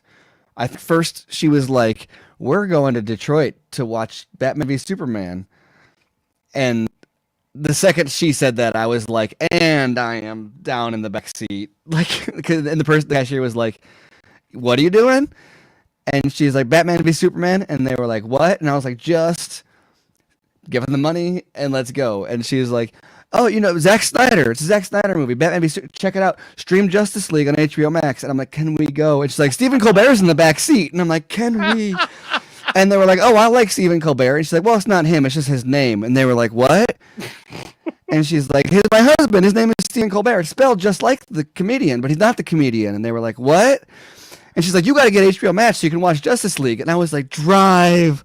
Joey and I both at that point were like curled up in the back seat, just like, "Drive away." That's awesome. Drive away. And the best, yeah. The second I started a conversation like that, because as a long time like Star Wars fan, I got into too many of those where it was like someone would like, I'd have a Star Wars T-shirt and they'd be like, "Oh, I love Star Wars," and I would always make the mistake of being like, you know, when I was like 12, I'd be like, "Oh, are you reading the New Jedi Order novels? I like the Yuuzhan Vong." And then like 3 minutes later, they'd be like, "Oh yeah, no, I think I've seen the second movie." Right. And then I'd be like, "Oh, I'm out of here." Like, now this is a great picture here with Amanda and Tiff and Meg all together. Amanda. We can come back to it. Yeah. And here I pull on am. an Enosh. Yeah. Yes. Look at that picture. Yes. Awesome to see you guys together. We almost forgot to like take pictures together. Right. It was like when people were getting ready to go home and we were like, wait. We gotta take pictures. But yeah, here's me and Abdul and Steven. Seconds after I met them. Yeah, that was like. That was literally you walked in and you were like, "Hey." Well, that was at that moment where like Hey, it's a good thing Steven! like you were there because like I'd be liable to go and just like be like I know them, I know them, I know them. I'm not gonna say hi, and then like leave and then be like, hey, I saw you like online. I'd be like, I saw you at the thing. But so it was nice to be like, okay, cool, break the ice. And hours later, you were saying to people at the hotel. Joey, was that the first time you had a chocolate cake shake? I don't think he got one. Yes, he did. He did. I'm 90% I got sure. one, You but I got think one? he was like that sounds like too much. I don't remember. Maybe he did, but Somebody mentioned it is too much. Chocolate shakes are amazing because they're not just chocolate shakes. They're chocolate cake shakes. They take a chocolate shake, they put an entire slice of chocolate cake in it, and they blend it up, and that's what you chunks eat. of chocolate frosting, chunks of chocolate cake. Oh, there you go. There you go. We look like we're gonna rob a bank, but you know. And I think you're standing. And I think you're standing like two stairs like above me. Yeah. Yeah, I was like, wait a minute, I am way too tall in that. How is that working out? That's the crazy thing about going to these is you know everybody from like sitting in chairs. Yes. On streams, and you show up and you're like, oh hi Enosh. Like. Yeah, I'm 6'1". You got a slice of cake. Okay, Joey got a slice of cake. Yeah, Okay. yeah. Go back here. I remember now. Is everybody? Whoop, Dude, thank you so much to Abdul for arranging that again. Right? That was the best. So great. This is the thing, man. It was so awesome then too to go again and watch. I'm mad that we missed that. I was like, Zack Snyder's Justice League, man. Oh my gosh. yeah, I wish we could have been, especially because Tim went to that one from the Squadcast. Yeah. Yeah, There's dude, it was all of us awesome. up there. It was awesome. Oh, Well, and that was man. speaking of Amanda making everything awkward. The movie ended and like the credits were rolling and someone went, someone should do a podcast about this 1 minute at a time.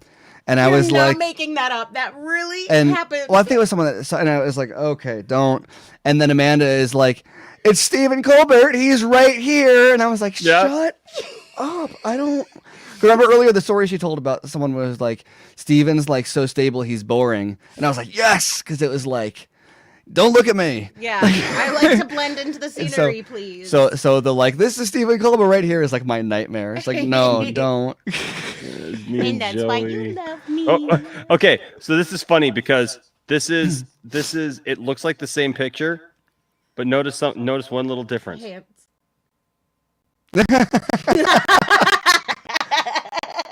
I think I did that on purpose. It's literally like a second or. Yeah.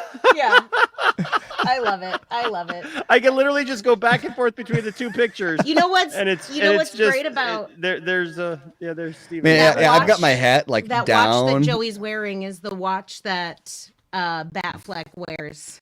He also drives the same Jeep car Renegade. Is that what Batfleck he's got? Batfleck's car from the opening sequence. Yeah, Which cool. we should have taken his car because then could have driven the Jeep Renegade through downtown Detroit. Joey, next time I'll pay extra for gas since you got the. And then Jeep. the day after that, since Joey and Steven and I all drove together, we went into downtown Detroit and we looked up a bunch of the places where they shot scenes and we like walked into buildings and we're like, wow, this architecture's cool, and then would like get kicked out by security. It's fine.